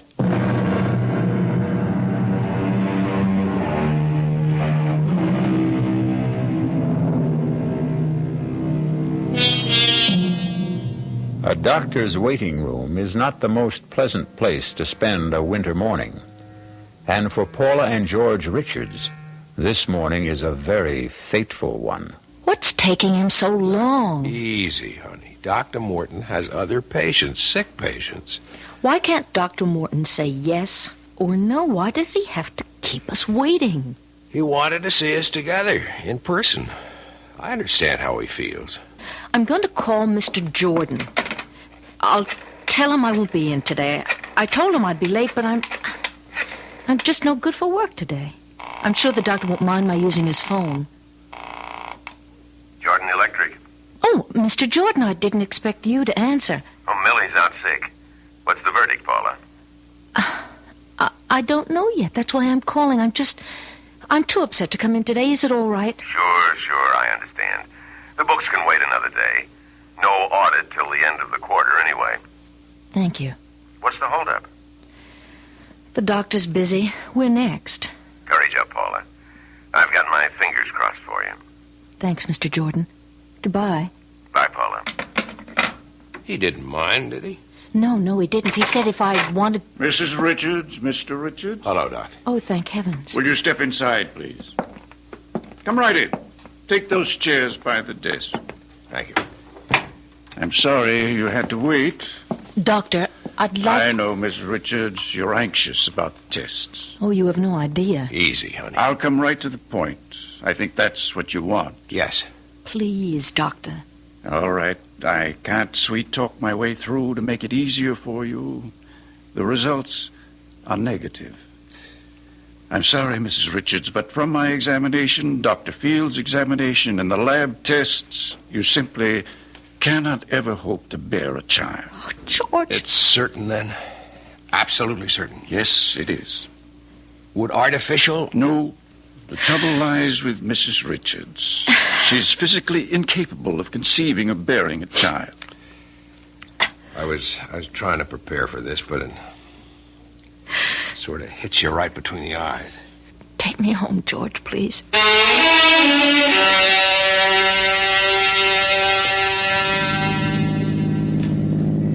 hate to leave you alone today, but I have to get to the studio.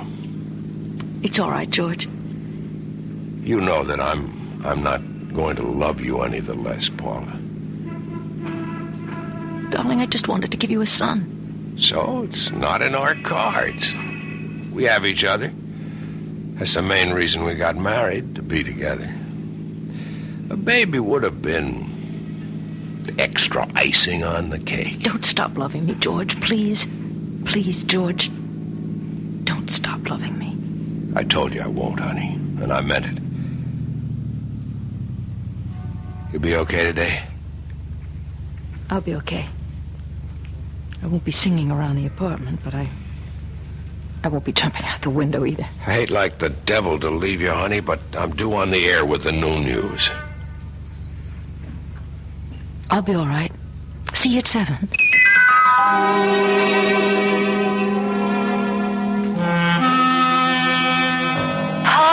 Paula, what's the news? I've been dying for your call all morning. Edna, would you have lunch with me today? I know our date isn't until Friday, and I know that it's snowing awful hard, but if you could just... Of course I'll have lunch, but get me down off the ceiling. What did the doctor say? I'll meet you at the towers, 1 o'clock? Oh, of course. Paula, what's happened? Bad news? Yes, bad news.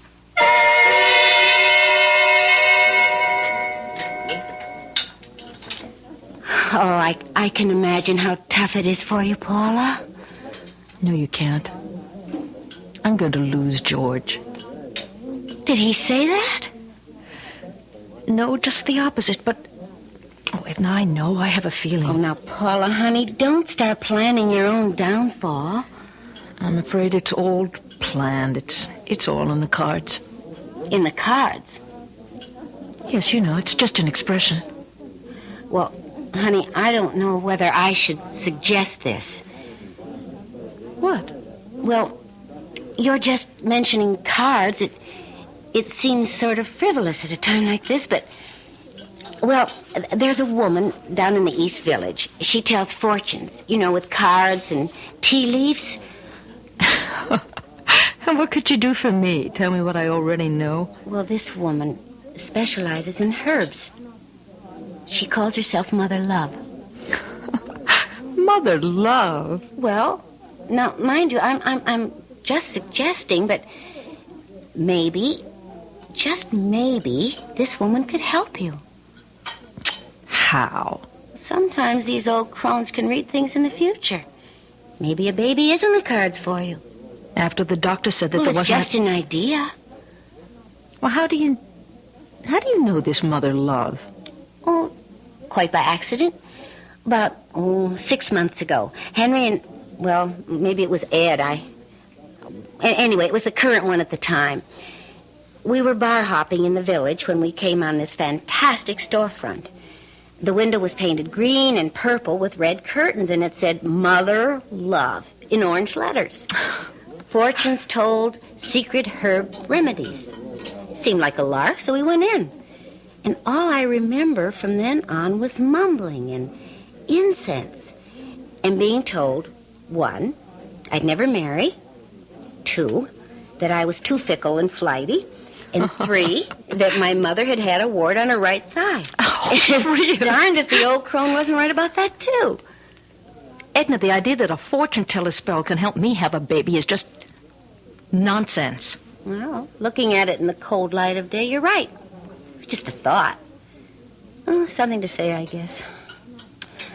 Oh, honestly, Pa, I feel so uncomfortable. I mean, what do you say to someone in your predicament?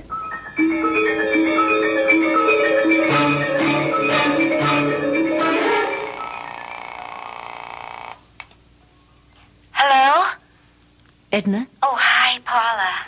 Edna, look, last month you mentioned a woman in the village. She works with herbs. Mother Love? Paula, you don't mean you've been thinking seriously about that?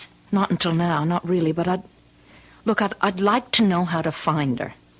Well, I seem to remember it was on 8th Street.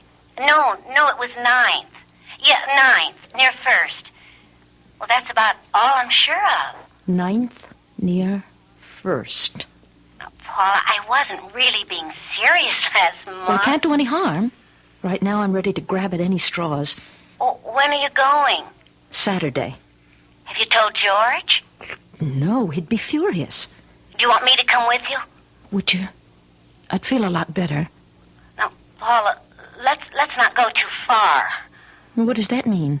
Well, we all laugh at fortune-telling and spells and brews, but sometimes when we want to believe, well, things happen.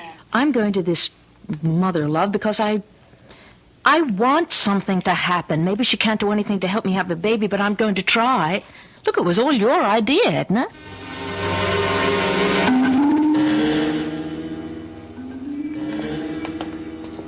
I think it's at the end of this block.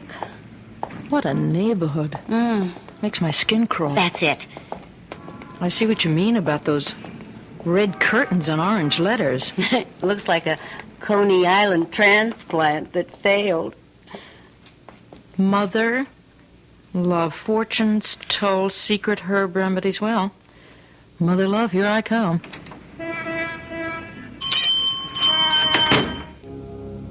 Good heavens.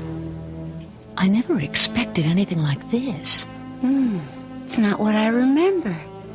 Oh, but then I'd been bar hopping. This rock, it must be worth a fortune. Edna, look at the paintings. There's too much incense, though. Mother has company.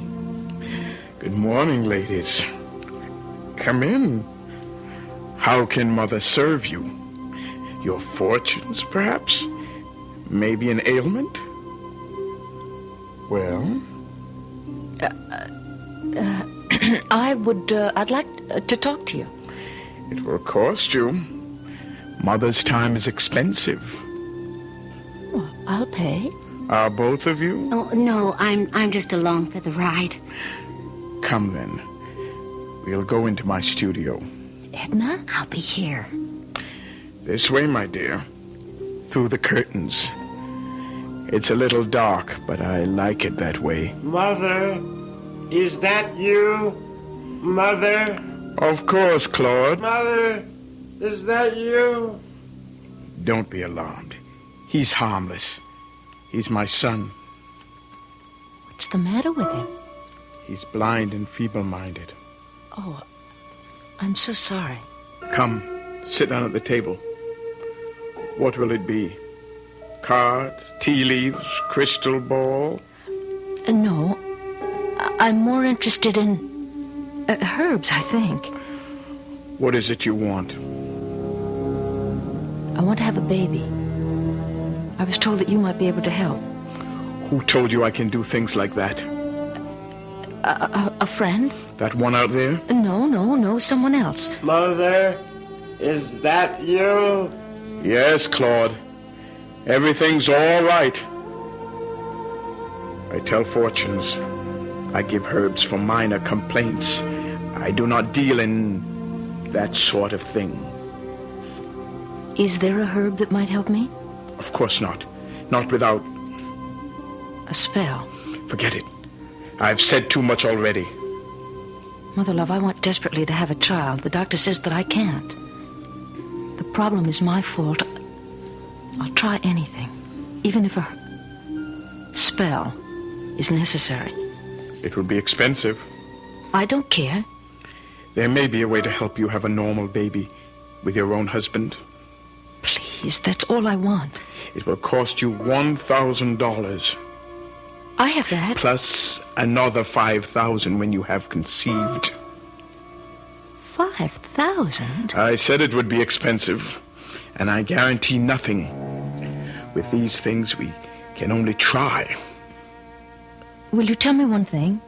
Perhaps not. Have you ever done this, or this sort of thing before? I cannot answer that.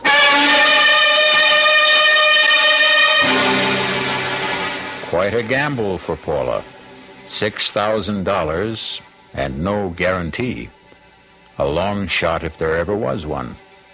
Will she take the gamble? Is she desperate enough? We'll soon see.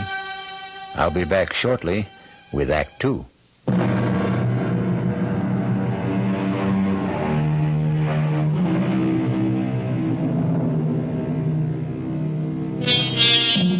Welcome again to the studio of Mother Love in a dingy part of New York City.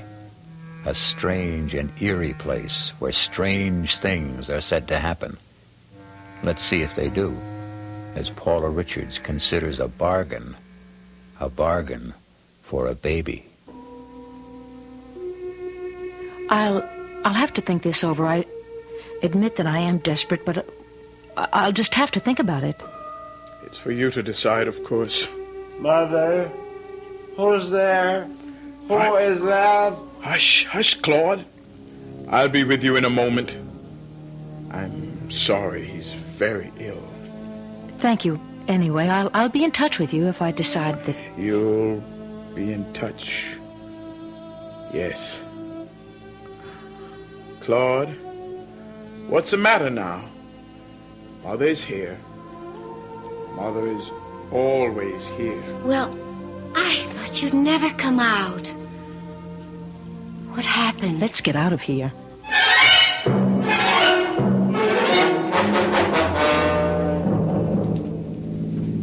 She really said that? Well, she said she doesn't guarantee anything. Paula, now listen to me. Forget it.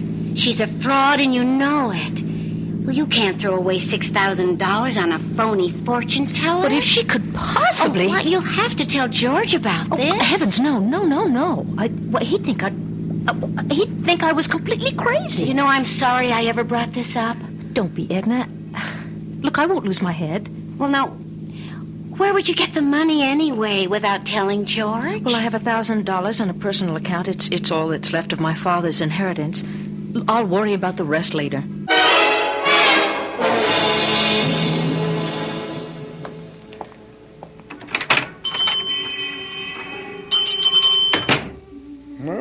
Mother has company.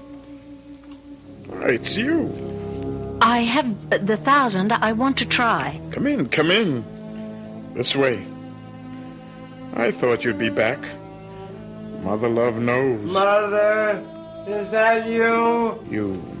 You have the money. Here, in cash. Good. I need it. For Claude.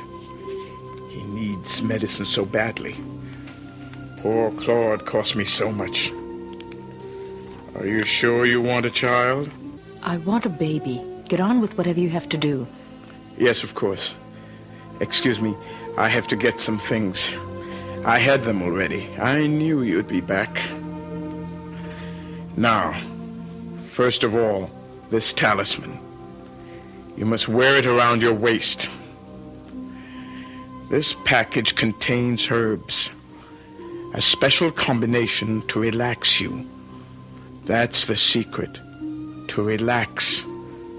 Half a teaspoon in a cup of boiling water once a day. In the morning is best. That's all? For now. But one thing I must add about our arrangement. Yes? On the birth of the child, I will ask you one favor. You must promise to grant it. A favor? But what?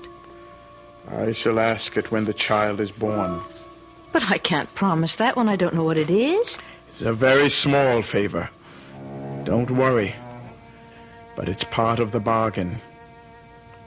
Very well, it's a long way off. Yes, it is. Take the talisman and the herbs. And don't be alarmed if certain unusual things happen in the next few weeks. Unusual things? What kind of things? You'll understand. You'll recognize them.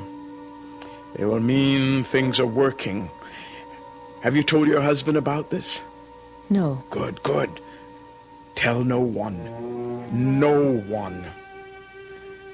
Now, the last thing I must have is your name.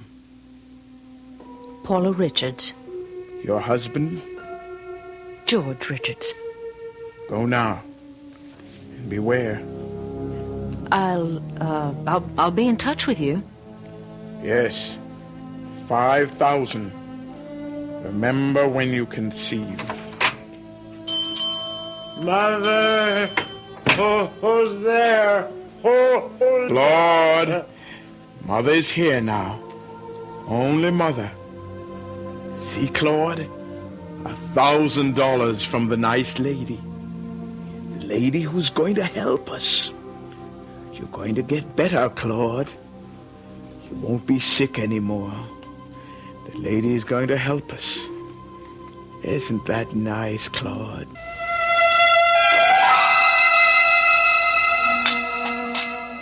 Paula? Hmm? Penny for your thoughts. Oh, I wasn't thinking of anything, really. You've been like that a lot lately. Distant. I'm surprised you noticed. Look, honey, I know I haven't been a lily to live with either. I mean, we've let our problem be too important. We're both disappointed, but we can't change the situation. I mean, we have to adjust to it.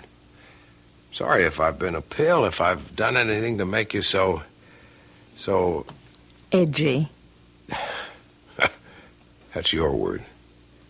Is that how you feel? I guess. George, let's go to the show tonight. We haven't been out in weeks. I'd like that, Paula. I'd really like that. I've had a lot on my mind, and you're right. I've been thinking about myself too much. I'll see what I can get tickets for. Look at the time. I've got to shower and run. Hey, will you look at that? What is it? It's a bird at the window. I think it's a crow. No, crows are bigger. A blackbird? No, I don't know. I thought they all went south for the winter. It looks awfully cold. Well, don't invite it in. They know how to take care of themselves. I'll see you tonight, honey. Bye, George. I'll call you at the office about the tickets for tonight. Okay. Shoo. Go away. Shoo. Oh, well, a few crumbs. Then I've got to get to work.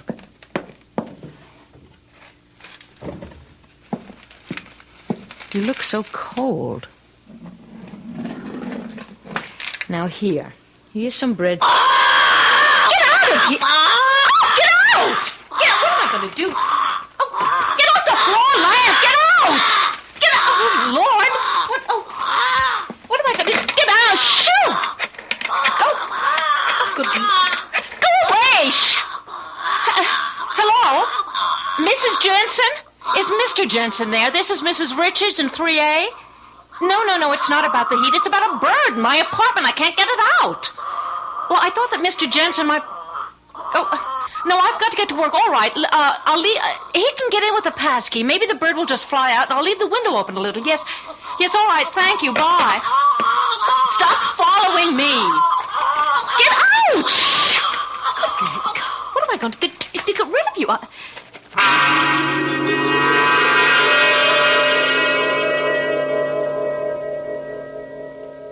You wanted to see me, Mr. Jordan? Yes. Sit down, Paula. How are you feeling? Why? Well, I know you've had a personal disappointment. You've been under a strain. You don't have to say it, Mr. Jordan. I know that my work has just been rotten lately, and I'm just all on edge. And today there is a bird in my apartment. A bird? Tapped on the window this morning, and stupid me opened the window and gave it some crumbs. What kind of bird? I don't know. It's black and shiny. Not too big. I asked the superintendent to get it out. It's so unnerving. Well, I can imagine. I'm sorry about the work, Mr. Jordan. I know I've been letting you down. No, well, I'm sure it's just a passing thing. Your work has always been tops, Paula. But the books are important. And with the auditors coming in next month, well, Everything just has to be in order. I know, Mr. Jordan, and I promise I'll straighten up. Yes? Yes, she's here. It's a call for you. Oh, it must be George about tonight. Hello? Mrs. Richards? You know who this is? Yes, I know. Tell me, Mrs. Richards, has the visitor arrived yet? The visitor? You'll know. You'll know when the visitor arrives. You don't mean the bird. Good, good. He has arrived. It's working. Yes, it's working, Mrs. Richards. Don't neglect the tea now, whatever you do. And take care of the visitor. It is most important. I'll be in touch with you again. Very soon. Oh, Paula, is it trouble? You're white as a ghost. No trouble at all. That is, I don't know. Well, you mentioned the bird. Is that it? Yes. The superintendent got it out. Oh, good. Then there's nothing to worry about.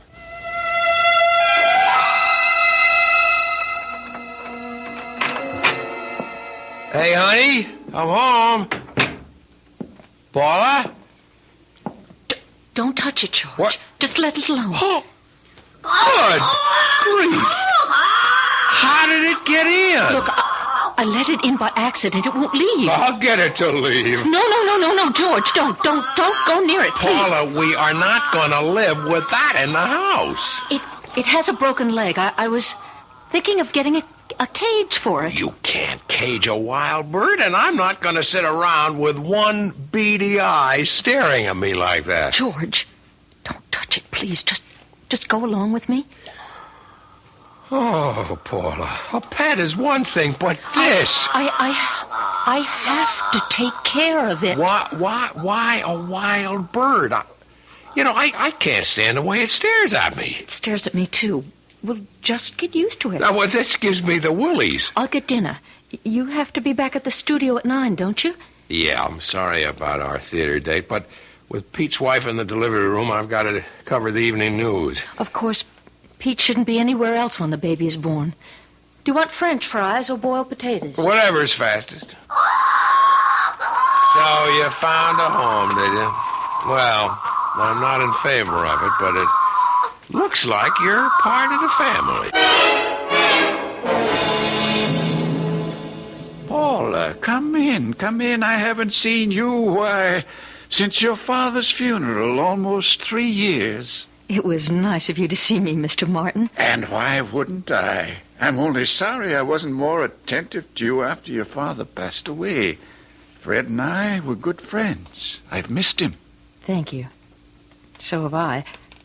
I'm here to ask a favor. Of course, Paula. Mr. Martin, would you lend me $5,000, no questions asked? 5,000? Are you in some kind of trouble, Paula? No questions? Yes, of course. You wouldn't ask me if you didn't need it badly. I will, Paula. I don't have that much on hand. Suppose I send you a check. Thank you. Thank you so much. I don't need it immediately. Any time in the next few weeks will just be fine. You'll have it in a few days. I promise you I will pay you back. Oh, I'm not worried about that.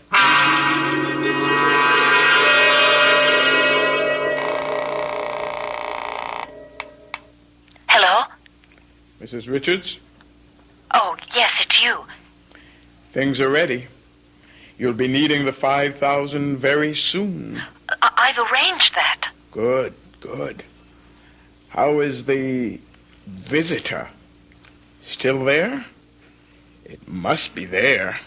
It is. Good. $5,000, Claude. What? The lady will give us $5,000. Mother? You'll be going to get better, Claude. You'll be able to see again. Your legs won't hurt. Mother? Mother has to leave you for a while. But don't worry, Claude. We'll be together soon with $5,000. Everything will be all right. I promise you.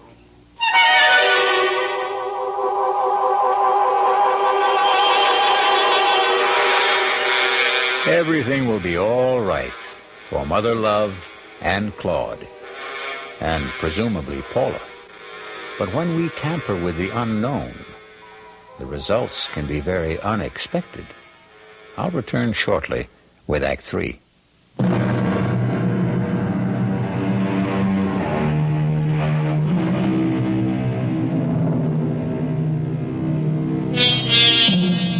Let's return now to the plight of Paula and George Richards.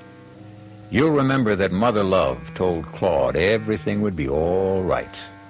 But things are not quite so right for George.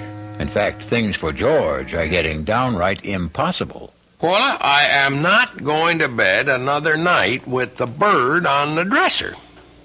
It's been there every night for 2 weeks. All it does is sleep. You've got to admit he hasn't been any trouble. I still don't like the look in its eye. The way it hobbles with that broken leg, it's grotesque. Turn out the light, George. You won't see it then. Oh, boy, I never thought I'd be sharing my bedroom with a bird. Good night, darling. What's the matter with that thing? I don't know. It never acted that way before. Keeps that up, I'm going to shoot it. Good night, George. Good night, Paula. Paula! Paula, what is it? Paula! It's pain! Pain in my stomach! Wait a minute, let me get the light. There. I can't breathe. I'll call Dr. Morton. No! Wait! Oh, what's the matter with... What is the matter with the bird? Devil, take the bird. I'm concerned about you. It's my stomach. What time is it? It's 4:30. I'm calling Dr. Morton. No, not yet. It might be appendicitis. No, it's not that. I'm going to kill that bird if it doesn't shut up. Look, I'll be all right. I'll be all right. I'll see... I'll see Dr. Morton in the morning.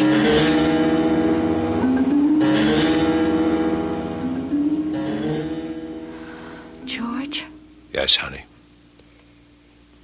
What time is it? 7 o'clock. I fell asleep. After the pain seemed to stop. Oh, the pain. So much better now. Well, we're going to see Dr. Morton just as soon as you feel well enough to get up. No, I'll be all right. I'll just stay home. I don't want to see Dr. Morton today. Paula, you can't let it go. It might be something serious. I promise I'll see him when it is necessary. I want to stay in bed today. I'm going to call him and tell him about it after I make us some coffee. All right. I'm going to wash. I'll call Mr. Jordan also and tell him that you won't be in today. He isn't going to like that. Paula. What? Come in here. What's the matter? You sound so... I didn't do it, Paul. I know I threatened to, but I swear I didn't. I never gave the bird another thought after that pain itch. I never touched it. Oh, George, it's all crumpled up. It's dead, Paul. The bird is dead. How long ago was this attack? A little over a month ago, Dr. Morton. Why didn't you see me right away? Well, I wanted to be sure.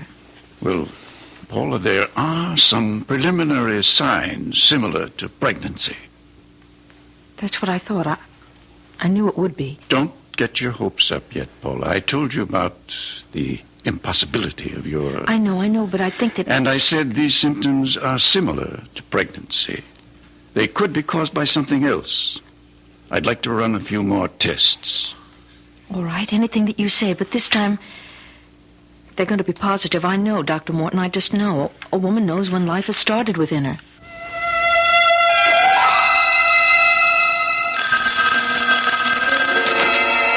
Hello? Mrs. Richards? I thought I'd be seeing you by now.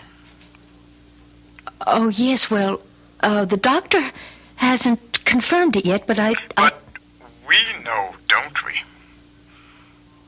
Yes. The second part of our bargain is due, Mrs. Richards. $5,000. And after what we've already been through, I think you know I mean what I say. Yes, I do. Good. I'll be expecting you, Mrs. Richards. I promise I'll keep my end of the bargain. I told you I arranged for the money. It just hasn't come in yet. I'll check on it today. Good. I'll be seeing you soon, then. Yes, I promise. I hope so. I hope so, Mrs. Richards. You know what I can do. Hello? Hello, may I speak to Mr. Morton, please? No, Mr. Morton Sr. Yeah. What? Good God, when? Well, he can't be dead. He just can't be dead. Well, listen, do you know if he sent... Oh, no, you wouldn't know that. What am I going to do? Dear God. No, I don't want to speak to anyone else.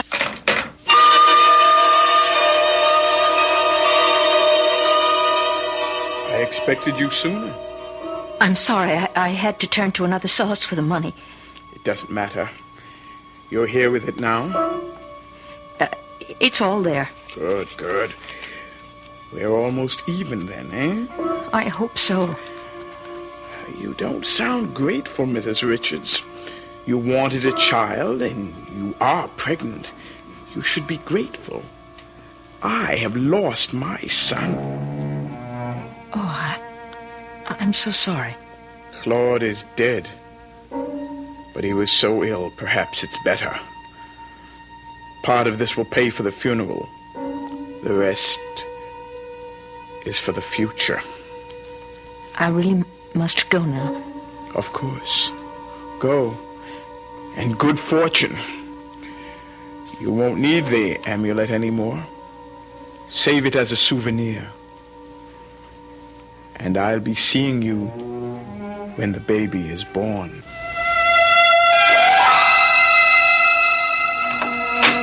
Paula, George, sit down.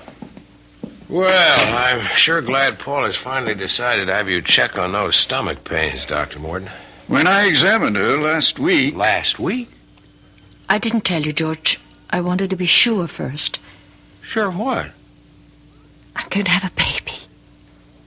What? That's right, George. I wanted to see you both about the results, the tests. It's almost impossible for me to believe, but it's conclusive. Paula is pregnant. I wanted it so much for you, George. What? You said that Paula could never conceive or bear a child. I did, but Paula proved us wrong. Believe me, many things happen to prove us wrong now and then. You're happy, George? Happy? Oh, Paula, now I know why you've been so irritable and distant. You know, I feel like I'm getting my wife back along with a baby. Well, I want to see you every 2 weeks. We usually make it a monthly visit, but you're an unusual case. A very wonderful case. I wish you both much happiness.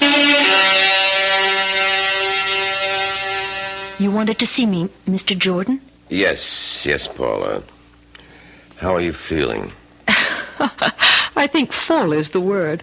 When is the big day? The end of August. It's only 3 months. I'm going to spend an uncomfortable summer. It looks that way.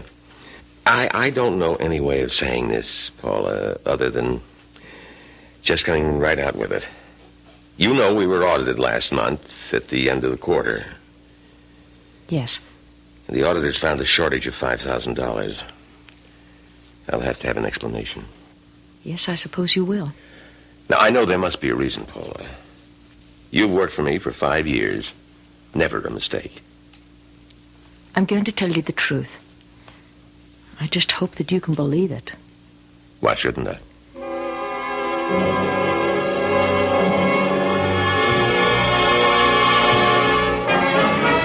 I simply couldn't get the money anywhere. I haven't told George, but we'll pay it back. Look, I promise you. I hope so. But I'll go along with that. Thank you, Mr. Jordan. Right now, the baby's the important thing.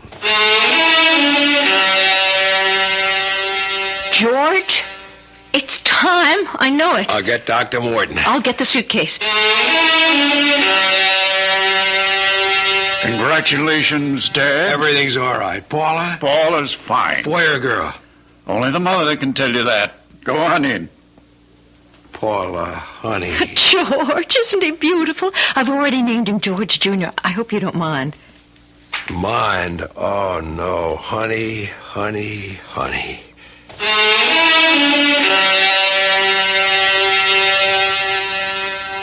More champagne, Edna? Silly question. A toast to the godmother. Here. Oh, you two. You know you're going to make a grown woman cry. To Edna and to little George. Oh, I'm so happy for both of you. And you don't know how relieved I am. Relieved? Oh. Well, what I mean is I think that Edna means that she's relieved she doesn't have to listen to my troubles at lunch anymore. From now on, everything's roses. I'll get it. Hello? Yes. It's for you, honey. Hello? Hello, Mrs. Richards. Congratulations on your new son. Well, how did you... thank you. It's time now for the favor. The last part of our bargain. Yes, I suppose it is. Good. I'll see you here in my studio tomorrow. With the baby. Just to see him? That's all. Just to see him. All right. Good.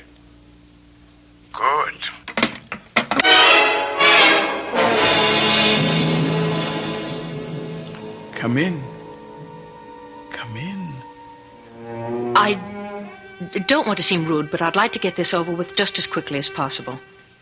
Come. Let me hold him.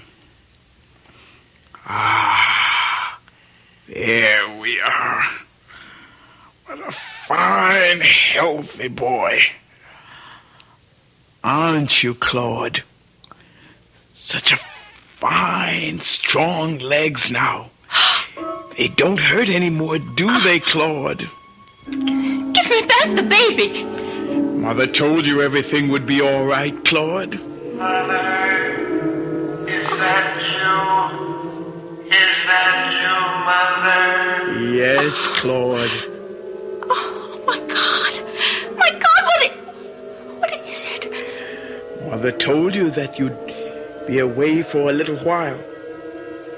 But now we're together again. And you won't be sick anymore, Claude. You have a fine new body now. And we'll take better care of it than we did with the last one. Mother will see to that, Claude. Mother will see to it. So, little George, or little Claude, whichever you prefer, seems to have more than his share of mothers. Perhaps Paula and Mother Love will share the raising of the child. But whatever they do, I hope that you, if you're ever tempted to deal in spells, will remember some age-old advice and follow it. Caveat emptor. Let the buyer beware. I'll be back shortly.